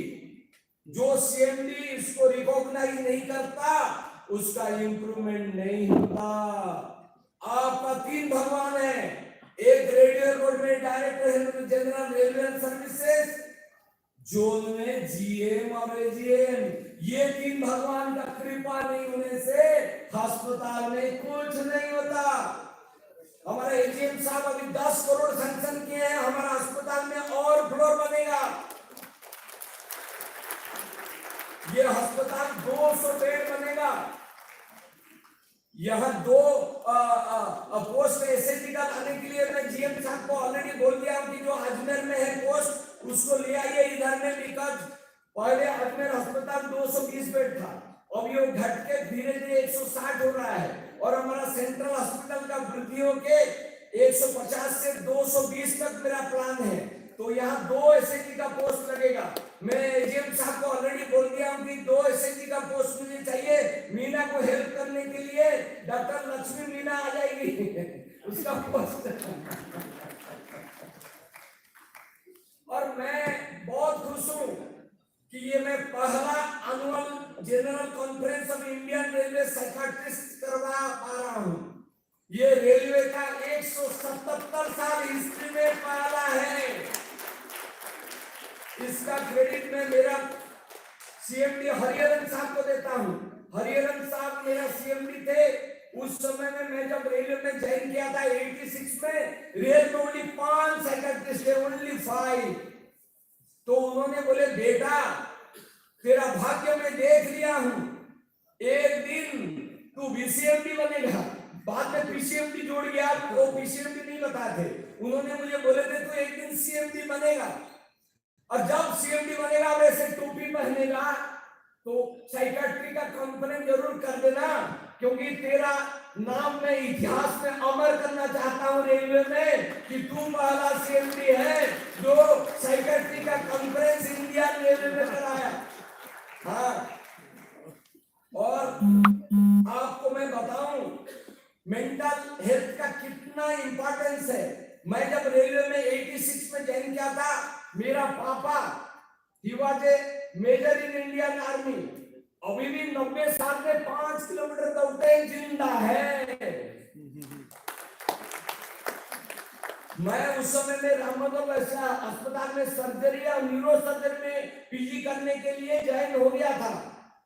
पिताजी बोले, अरे बेटा तू लायन का टेल क्यों बनता है, जैकेल का हेड बन। मैं बोला ये क्या पिताजी, इसका मतलब क्या है?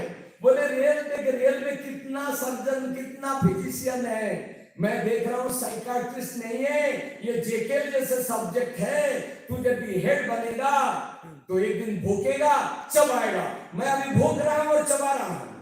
हाँ, मैं इसलिए एम्स न्यू दिल्ली में दाखिला हो गया मेंटल। उस समय में मुझे बोलते थे, हमारा जो सीएमडी थे, नाम नहीं लूंगा, बोलते थे तू पागल है क्या, इतना इंटेलिजेंट लड़का तू पागल का सब्जेक्ट करने जा रहा है न्यू दिल्ली में। मैं बोला सर आपको पता नहीं, I have only one father, I don't know about all of you but I have one father, so मेरा पापा यदि बोल रहे हैं उसको करूंगा। And I obeyed his and I enjoyed my psychiatry MD like anything. मैं जब साउथ ईस्टर्न में साइकियाट्रिस्ट को ज्वाइन किया उस समय में I used to DMO level में I used to enjoy flights, क्योंकि 8 रेलवे में I was the only psychiatrist. DMO में मुझे फ्लाइट में जाता था, I used to move in flights. And जब आप रेल हो जाओगे ना आपका सम्मान बढ़ेगा। दुनिया में चावल का सम्मान नहीं है जो कि आपका ब्रेड एंड बटर है, लेकिन हीरा का सम्मान है जो खाओगे तो मरोगे। हाँ, दुनिया हीरा को सम्मान देता है, वो खाने से मृत्यु हो जाएगा, लेकिन चावल को सम्मान नहीं देता है बिकॉज इट इज प्लेंटी। तो आप लोग को भी रिक्वेस्ट करूंगा कि आप लोग जो भी डॉक्टर लोग हो, रेल काफी मैं देख रहा हूँ एमबीबीएस डॉक्टर भी आए हुए हैं, आप लोग पीजी जरूर कर देना। एमबीबीएस होता है माँ बाप का बेकार संतान, स्पेशलिटी जरूर करना। बिना आजकल बच्चा जब माँ पेट में जन्म होता है पूछता है कि माँ मेरा डिलीवरी में गायनेकोलॉजिस्ट आया था क्या, पीडियाट्रिशियन था क्या? जब आप मना करोगे आपको थप्पड़ लात मार देता है बच्चा। आजकल जमाना स्पेशलिटी का है, इसलिए मैं हर एमबीबीएस भाई बहन को रिक्वेस्ट करूंगा ये पोडियम में कि पीजी कर डालिए। बिना पीजी में आप माँ बाप का बेकार संतान रहोगे। हाँ, अबाउट मैं साइकियाट्री बोल रहा हूँ। मैं जब रेलवे में ज्वाइन किया था साइकियाट्री में इतना स्टिग्मा था क्या बताऊं। मैं जब जाता था राउंड में लोग ज्यादा लंबा नहीं बोलते थे, ये कौन जा रहा है पागल, इतना ही बोलते थे, डॉक्टर भी नहीं लगाते थे, इतना स्टिग्मा था। हाँ, मेरा पेशेंट को जाने से कोई मेरा यदि क्लिनिक का सामने खड़ा हो जाता था, अरे आप क्या पागल हो, उसका क्लिनिक आ रहे हो तो पागल डॉक्टर है, ऐसे स्टिग्मा था। 1986 का बात कर रहा हूं। अभी हम लोग का बहुत इंप्रूवमेंट हुआ है। अभी साइकियाट्री में मोर देन 400 मेडिसिन आ गया है, 400 से ज्यादा मेडिसिन आ गया है, और अभी साइकियाट्री राज करेगा। आपने WHO का रिपोर्ट पढ़े नहीं है, पढ़ लीजिए। By 2030, 30% of the population will require psychiatric counseling and psychiatric intervention. 40% भाई, दुनिया में 600 करोड़ पॉपुलेशन है, 40% हिसाब कर लो, आप तो साइकियाट्रिस्ट होकर राज करोगे। तो मेरा एमबीबीएस डॉक्टर को रिक्वेस्ट है कि सारे साइकियाट्री एक सब्जेक्ट ले लेना, ताकि मैं और 4 महीने के बाद रिटायर हो जाऊंगा, मुझे कुछ साइकियाट्रिस्ट भाई कॉलीग्स मिल जाए। आपको सुन के बहुत खुशी होगा, हमारे director general railway health service साहब ने मुझे IRMM का चेयरमैन बना दिया, और मेरा खुशी का बात है कि मैं पहला बार एक 36 पेज का चैप्टर जोड़ रहा हूं IRMM में। 36 पेज, पहले 2-3 लाइन था साइकियाट्री के बारे में। Now I am reading a chapter of 36 pages। क्यों? क्योंकि साइकियाट्री का इंपॉर्टेंस बढ़ गया है। अभी pre employment counselling, during employment, post employment problems, ये बहुत इंपॉर्टेंट है। रेलवे आपका रनिंग स्टाफ का ऊपर में चलता है, जो do are involve in train running and train passing duties. आपको आप बताइए, कोई सिजोफ्रेनिक ट्रेन ड्राइवर यदि चलाएगा आपका ट्रेन, आप बैठोगे क्या? अरे भाई इतना स्पीड में चलाएगा, ब्रेक देते देते आपका जिंदगी बर्बाद हो गया। तो हमारा साइकाट्री का बहुत बड़ा रोल रहता है। अभी जो हाई स्पीड ट्रेन आ रहे हैं, ट्रेन 200 किलोमीटर से ज्यादा स्पीड में दौड़ेंगे, ऐसे ड्राइवर जो ट्रेन रनिंग और ट्रेन पासिंग स्टाफ बड़ा स्ट्रॉन्ग माइंड का होना चाहिए, नहीं तो थोड़ा सा गलती कोई माफ नहीं करेगा। एक ट्रेन का कॉस्ट होता है 200 करोड़। अभी इंजन जो बन रहा है 60 से 80 करोड़ का इंजन बन रहा है, और बगीज बन रहे हैं एक 3-4 करोड़ का। यदि एक एक्सीडेंट हो जाएगा ड्राइवर का गलती से, आपका 200 करोड़ गया और ड्राइवर भी स्वर्ग। तो हम लोग अभी आरडीएसओ लखनऊ है हमारा, आप लोग काफी लोग नहीं सुने होंगे। रेलवे आरडीएसओ में एक साइको टेक्निकल लैब है, वहां 8 साइकोलॉजिस्ट है and they are highly qualified. हम लोग अभी हाई स्पीड ट्रेन ड्राइवर का माइंड टेस्टिंग कर रहे हैं उधर। मैं गया था थोड़ा दिन पहले आरडीएसओ लखनऊ, वहां हम लोग ट्रेन कर रहे हैं कि जो लोग एवं 200 स्पीड में जो ड्राइवर चलाएंगे गाड़ी, उनका दिमाग स्ट्रांग होना चाहिए, अंदर से स्ट्रांग, बाहर से भी स्ट्रांग, दोनों स्ट्रांग होना चाहिए। हम लोग उसका बारे में सारे क्वेश्चनरी बना के हम लोग टेस्टिंग कर रहे हैं। जो आपका बुलेट ट्रेन चलेगा, जो आपका अभी ट्रेन चल रहा है वंदे भारत, 160 स्पीड से कम नहीं चलेगा। उसके लिए आपको बड़ा शक्तिवान ड्राइवर जुगाड़ करना है, शक्तिवान स्टेशन मास्टर जुगाड़ करना है, शक्तिवान गार्ड जुगाड़ करना है, और वो शक्तिवान हम बनाएंगे साइकाट्रिस्ट। तो ये बहुत बड़ा रोल है हम लोग। और आपको पता है रेलवे में बहुत सारे साइकाट्रिक पॉपुलेशन है जो कि अभी आइडेंटिफाइड नहीं है, क्योंकि हमारा साइकाट्रिस्ट कम है। हम लोगों को जब रेलवे में भर्ती होगा, हम सजेस्ट किए हैं अभी रेलवे बोर्ड को कि उसका भी टेस्टिंग हो जाए, एक प्रिलिमिनरी टेस्टिंग हो जाए कि जो आदमी घुस रहा है रेलवे में उसका दिमाग कैसा है, उसका बुद्धि कैसा है, उसका पर्सनालिटी कैसा है, उसको एंजाइटी प्रॉब्लम तो नहीं है, उसको डिप्रेशन तो नहीं है, उसको ऑब्सेशन तो नहीं है। These are dangerous problems. आपने देखा होगा कि आईक्यू और ईक्यू दोनों डिफरेंट है। हमारा सारे टेस्ट आईक्यू टेस्ट करता है, इंटेलिजेंट क्वोशिएंट, कोई इमोशनल क्वोशिएंट टेस्टिंग नहीं करता है। अभी रेलवे में आप सुन के खुशी हो गए, अभी रेलवे बोर्ड एक्सेप्ट कर लिया है कि सारे जीएम का ईक्यू टेस्टिंग होगा। जो भी जीएम बनेंगे, जो भी एजीएम बनेंगे, जो भी पीएचओडी बनेंगे, उनका इमोशनल क्वोशिएंट भी टेस्टिंग होगा।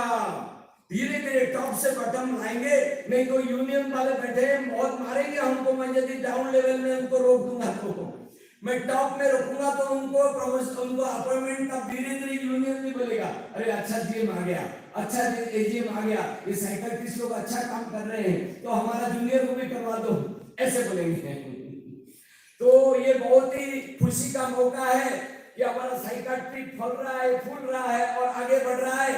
मेरा 4 महीने के बाद रिटायरमेंट है, उसका बाद मैं वेस्टर्न रेलवे जाऊंगा, वहाँ professor and head of department psychiatry Jagjivan railway में ज्वाइन करूंगा और ऐसे बच्चों को पढ़ाऊंगा। तो आप लोग को बहुत धन्यवाद, हमारा डीजी साहब को बहुत धन्यवाद। उन्होंने मुझे पहले ही बोल दिया तू जगजीवन जाएगा, तू बहुत पढ़ाकू है, तू बहुत पढ़ा लिखा है, तू बच्चों को पढ़ाएगा। वहाँ पीजी सीट है, जगजीवन हॉस्पिटल में 4 पोस्ट ग्रेजुएट सीट है। तो मैं भाषण का बाद भी मैं आप लोगों का पास ऐसे आते रहूंगा लेक्चर देने के लिए। फ्यूज बंद हो जाऊंगा भाषण का बाद, लेकिन प्राइज लिखाई जरूर करवाऊंगा आप लोगों को। मैं I am proud, I got a very respected director general railway health services. आपको सुन के खुशी होगी, मेरा यूट्यूब में 8,762 वीडियो है, एजुकेशनल वीडियो 8,762 है, और मैं रोज 20,000 लोगों को साइकोलॉजिकल मैसेज भेजता हूं। 20,000। मैं एमपी बनने वाला नहीं हूं, मेंबर ऑफ पार्लियामेंट, जब भी मैं रानी जाऊंगा और साइकेट्री पढ़ाऊंगा, थैंक यू। आप लोग सबसे बड़ा थैंक्स तो आप लोग हैं। अब बिना आप लोग में ये प्रोग्राम सक्सेस नहीं होता। ऑडियंस सबसे इंपॉर्टेंट है। इतना बड़ा हमने भरा हुआ ऑडियंस देख के मेरा दिल कितना नाच रहा है, मुझे हार्ट अटैक ना हो जाए। मेरा heart is pounding to see all of you. आप लोग ही कॉन्फ्रेंस का सक्सेस का राज हो, क्योंकि जहां देखने वाला नहीं रहेगा, स्टेज में अकेला नाचने से ना ताली मारने वाला तो भी होना चाहिए। एक बार ताली हो जाए। Thank you so much. Thank you, Dr. P.C. Meena, my medical director, and his team for making this possible. Thank you so much.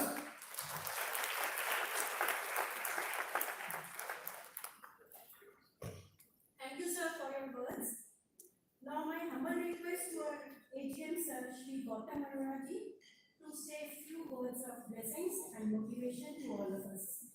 Sir, please.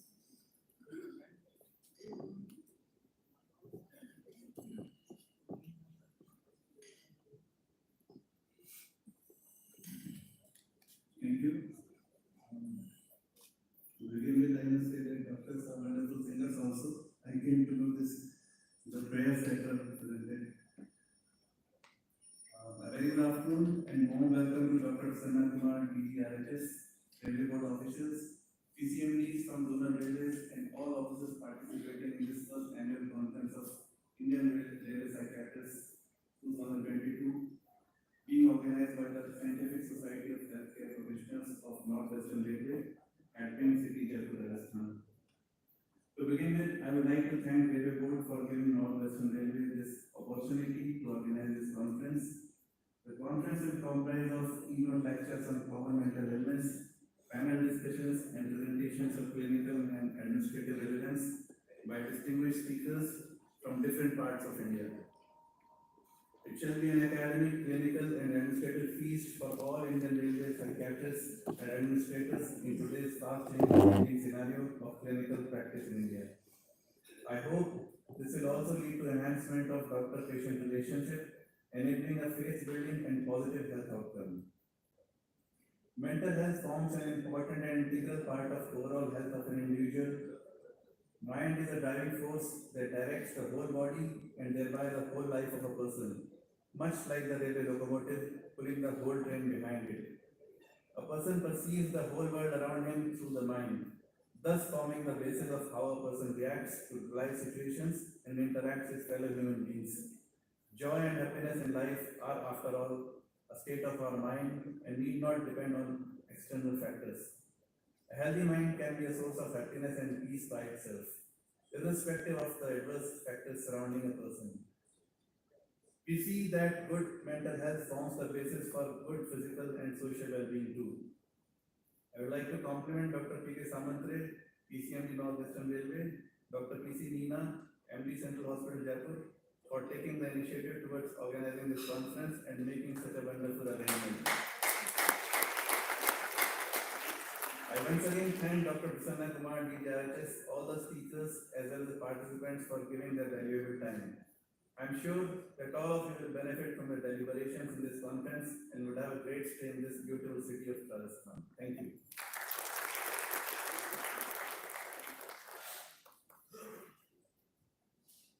Thank you, sir, for your kind words. Now, my humble request to our DGRHS, Dr. Prasanna Kumar, sir, to kindly come and shower us blessings by few motivational words to us. Sir.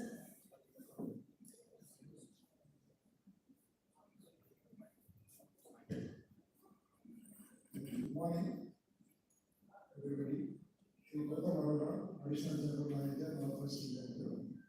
Dr. Samantre, PCMD, who is architect of this first ever psychiatric conference of railway psychiatrists in the country. Dr. P.C. Meena, Dr. Victoria, and my colleagues from the railway board, my colleagues, CMDs from different zones, and all my doctor colleagues from Assembly here. Now, after hearing something, I was just wondering whether I was in some political rally or after the scientific session. The subject is for field trials. I don't know. Anyway, with all that forceful, colorful, action-packed address, I think our whatever we are addressing more look like some sedative medicines for the psychiatry. But anyway, it is a great effort on the part of the Northwestern Railway to have actually convened this conference, the first ever conference. I mean, it's not just like that coming to the conference, going here and there, it's not that. But what matters is the scientific program which is inculcated, which is actually put in the agenda, and the take-home message given by the various speakers, the various advancements. See, that is the main purpose of holding any conference. Because many of us, suppose I don't read something, I don't study something for a period of 3 to 6 months in my field, I become obsolete. One thing is, my knowledge is forgotten. Second thing is, what is the latest in the field is not known to me. And when it's not known to me, it is very dangerous in today's world, because the patients are very well read today. Patients are very well, they have a lot of scope of knowledge. Earlier days, they used to had to read some textbooks, what the main source of the textbooks and some other information gleaned through the print media. But today it's not so. So at the fraction of a second, they can get the information. So in that way, it makes us more responsible and more dutiful on us, our part, to be updated with the current knowledge. And these conferences do help in that way. And it's also necessary that we co-opt as many speakers as possible from various fields in the particular city or outside of the city, so that we also have a glimpse of what is happening across the spectrum in the medical field. So this conference, of course, I think has around 23 psychiatrists out there in the country today in Indian Railways, and the numbers are growing. And of course, as everybody knows, psychiatry was one thought of, we used to joke in our student days as to we used to tell the route number of the bus which goes to the mental hospital, or we used to call mental. So that was the situation what we were facing when we were studying MBBS. But today it has, improved a lot, and it has become an art and science. Earlier it was more of an art, but today it has become a science and art itself, the psychiatry field. And we have various spectrum of psychiatric disorders. Ranging, I'm not an expert, I'm just telling an anxiety disorder, depression, bipolar disorder, or the schizophrenia. And when it says 20% across the population, it refers to railway population also. They are not immune from it. So let us say 20% prevalence in the railway population, railway beneficiaries. It's not that the employees are, it's the railway beneficiaries. So we need that expertise. That means every 2 patients out of my 10 patients whom I am seeing in the outpatient department or having some or the other spectrum of psychiatric disorders. And unless we are an expert in that field, we just dismiss it.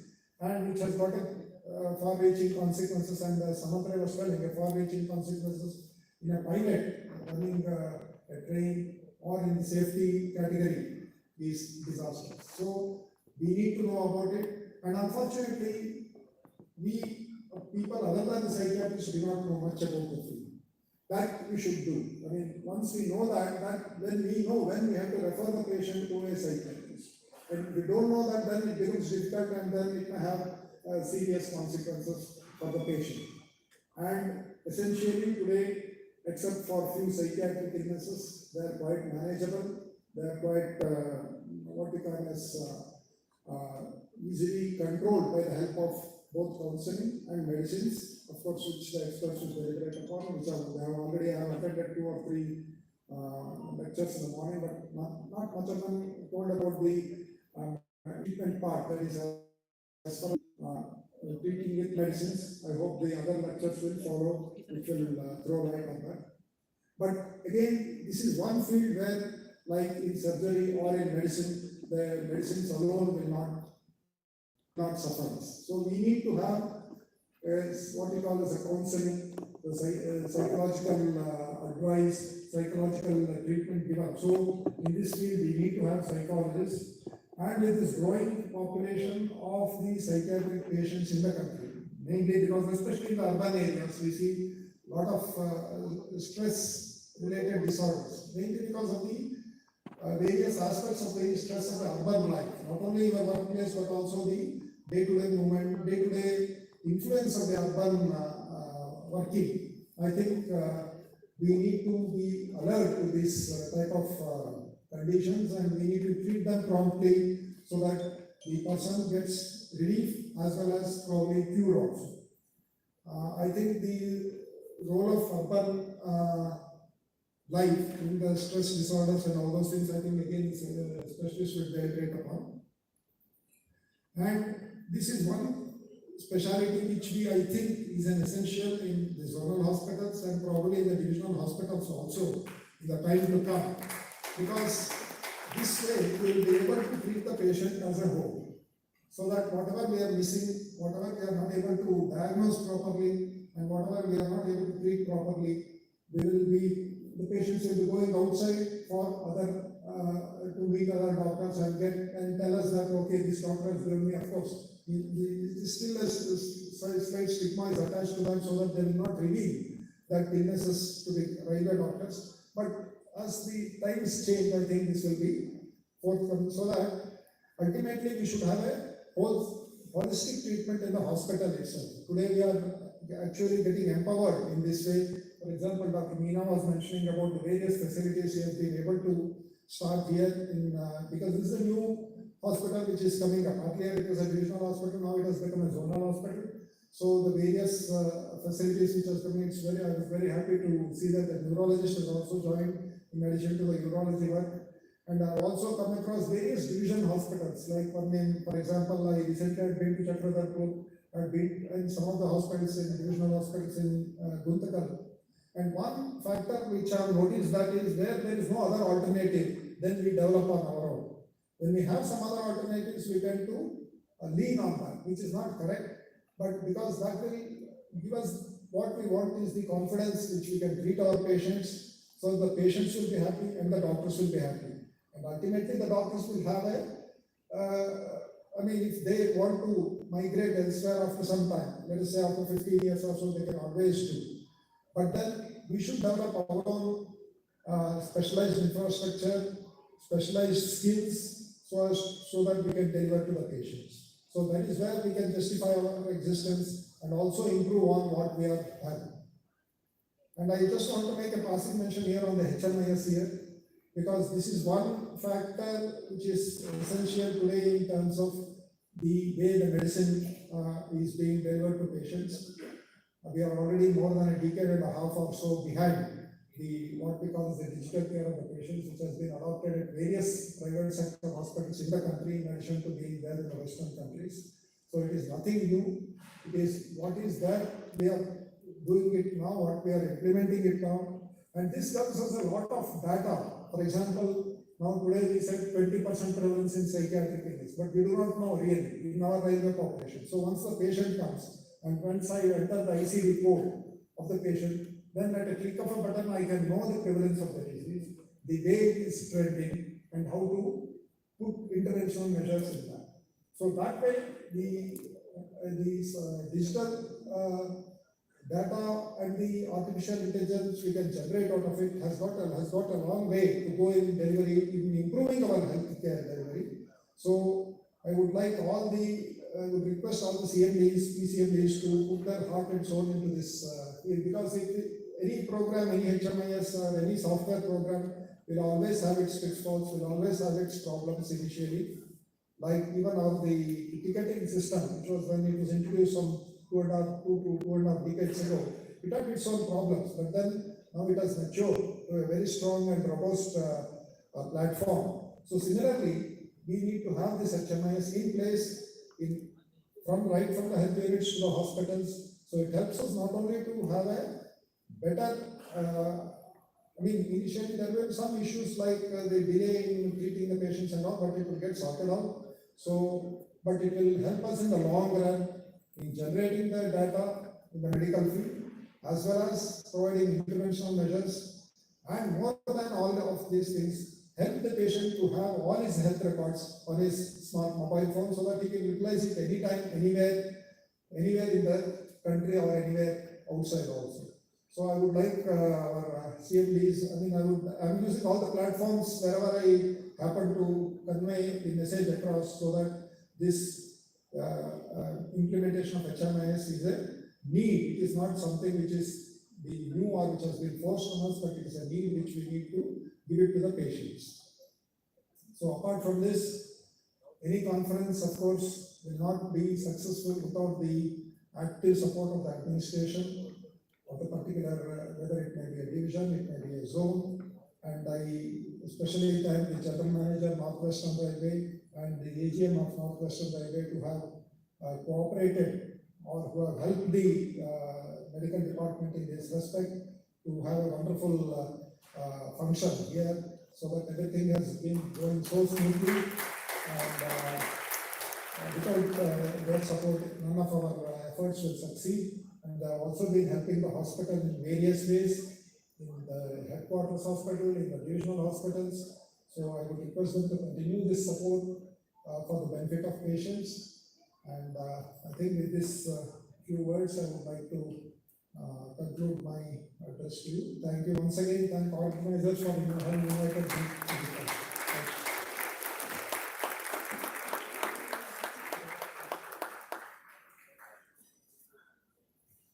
Thank you, sir. Now, I request our PCMD sir, Dr. Samantre, to kindly present a memento to our DG RHS sir, Dr. Prasanna Kumar.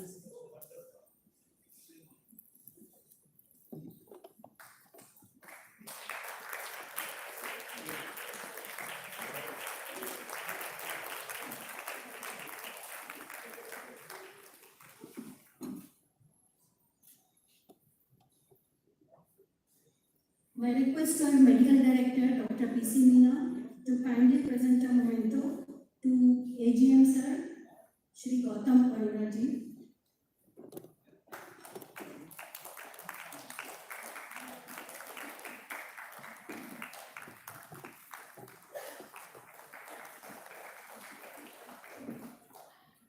My request to CHD Sir, Dr. Satyababu, to kindly present a memento to our Principal Executive Health, Dr. Malhotra sir.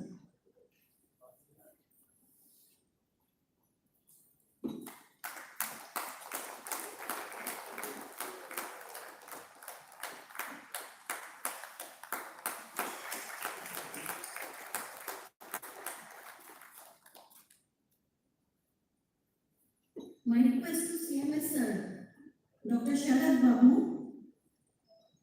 to kindly present a memento, a token of respect to our Executive Health Director, Dr. Sridhar sir.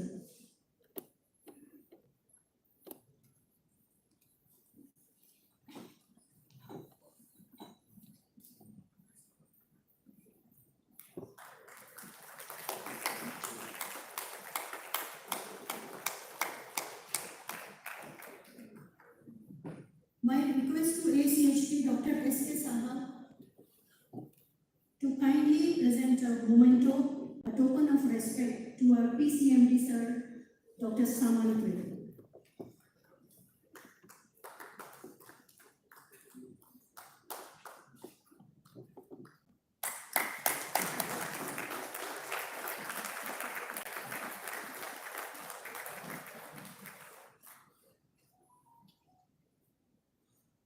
My request to Dr. S.R. Bunkar, ACMS, to kindly present a memento to our Medical Director, Dr. P.C. Meena sir.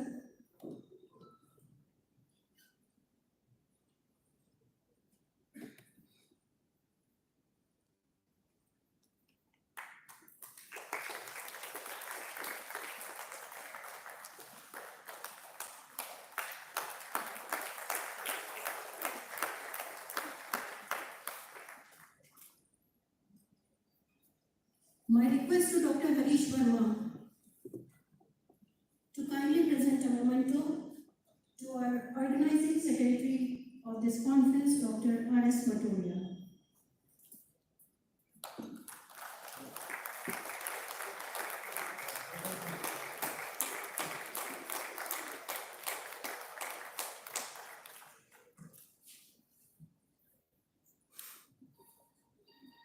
Now I request Dr. R.S. Matoria, our organizing secretary of this conference, to deliver vote of thanks.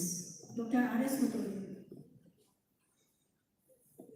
lot of thanks to respected Mr. Chairman and respected guys and delegates. Today is a great moment for the Department of Secretary of Indian Railways. I am especially thankful to our DG RSS Dr. Prasanna Kumar sir for allowing us to organize the first annual Secretary Conference of Indian Railways, because this was the dream of our PCMD Dr. PSYCHIATRIST to organize a conference regarding the IRM mental health chapter to discuss about this. I am especially thanks to our Dr. Sridhar sir, Dr. Malhotra sir for continuously their support and guiding us and removing all the obstacles between among in the conference. And I am highly grateful to our GM sir for providing all times for the sports logistics for the conference. I am especially thanks to our AGM sir, Dr. Gautam Arora sir, for sparing his time and giving the blessing us. And especially thanks to AGM sir for supporting during the all types of the necessity required for the conference. And especially thanks to our organizing chairperson, medical director, Dr. P. Srinath sir. He is a wonderful, beyond the imagination personality, who can do everything, in my opinion. And at the last, not least, Dr. P.K. Samadre sir, he thought about the conference, he conceptualized the conference and designed the conference and executed the conference. All of thanks, P.K. Samadre sir. I am thankful to all of the delegates for participating in the conference and making this conference a successful event. And I am thankful to all my seniors and my Gurujan from the SMS Medical College who have given their talks in the first annual psychiatric conference as well as bless us. I am especially thanks to Dr. Sanjay Jain sir, Akhilesh Jain sir, Dr. Lalit Patra and Dr. Sunil Sharma sir for guiding me to organize the conference, because this was a totally new experience for us. I am especially thankful to all of our union leaders who have given the support and cooperation during this conference. I am also thankful to all of contributors for the conference, especially our employment hospitals and pharmaceuticals company. Without their cooperation and support, it will be more happening. Thank you, sir. Thanks to all of the delegates. And Thanks to our all sister departments, telephone, electric, and all our general managers office and all our sister departments जो कि silently इतना काम में हाथ बटाए हैं, सारे sister department को thanks. Now I request all the members of the organizing committee of this conference to kindly come on the dais for a good group photograph with the dignitaries of the dais. All the members, please come. I have missed name of one personality, Captain Shashikaran sir CPRO, who have given extraordinary support to organize and making the conference possible by giving awareness as well as the publishing the conference theme and conference related material in all the newspaper and TV channels. Shikhar sir, we salute you. Thank you.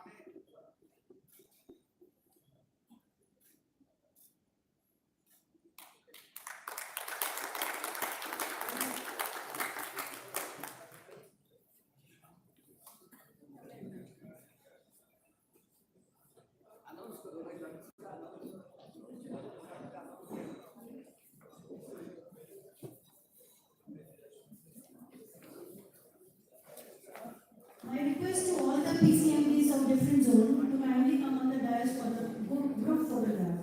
Sir, please. Good idea.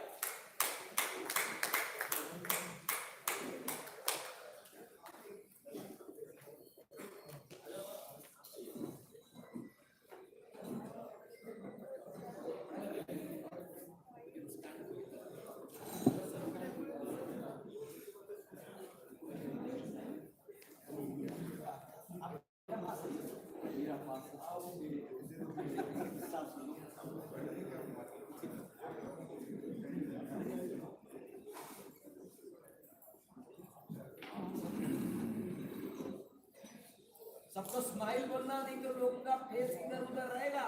हाँ sir सामने sir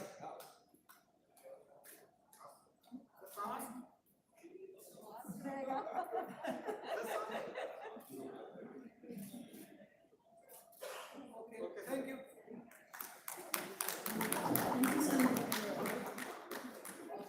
Now I request all the members, all the guests here to kindly join us for lunch.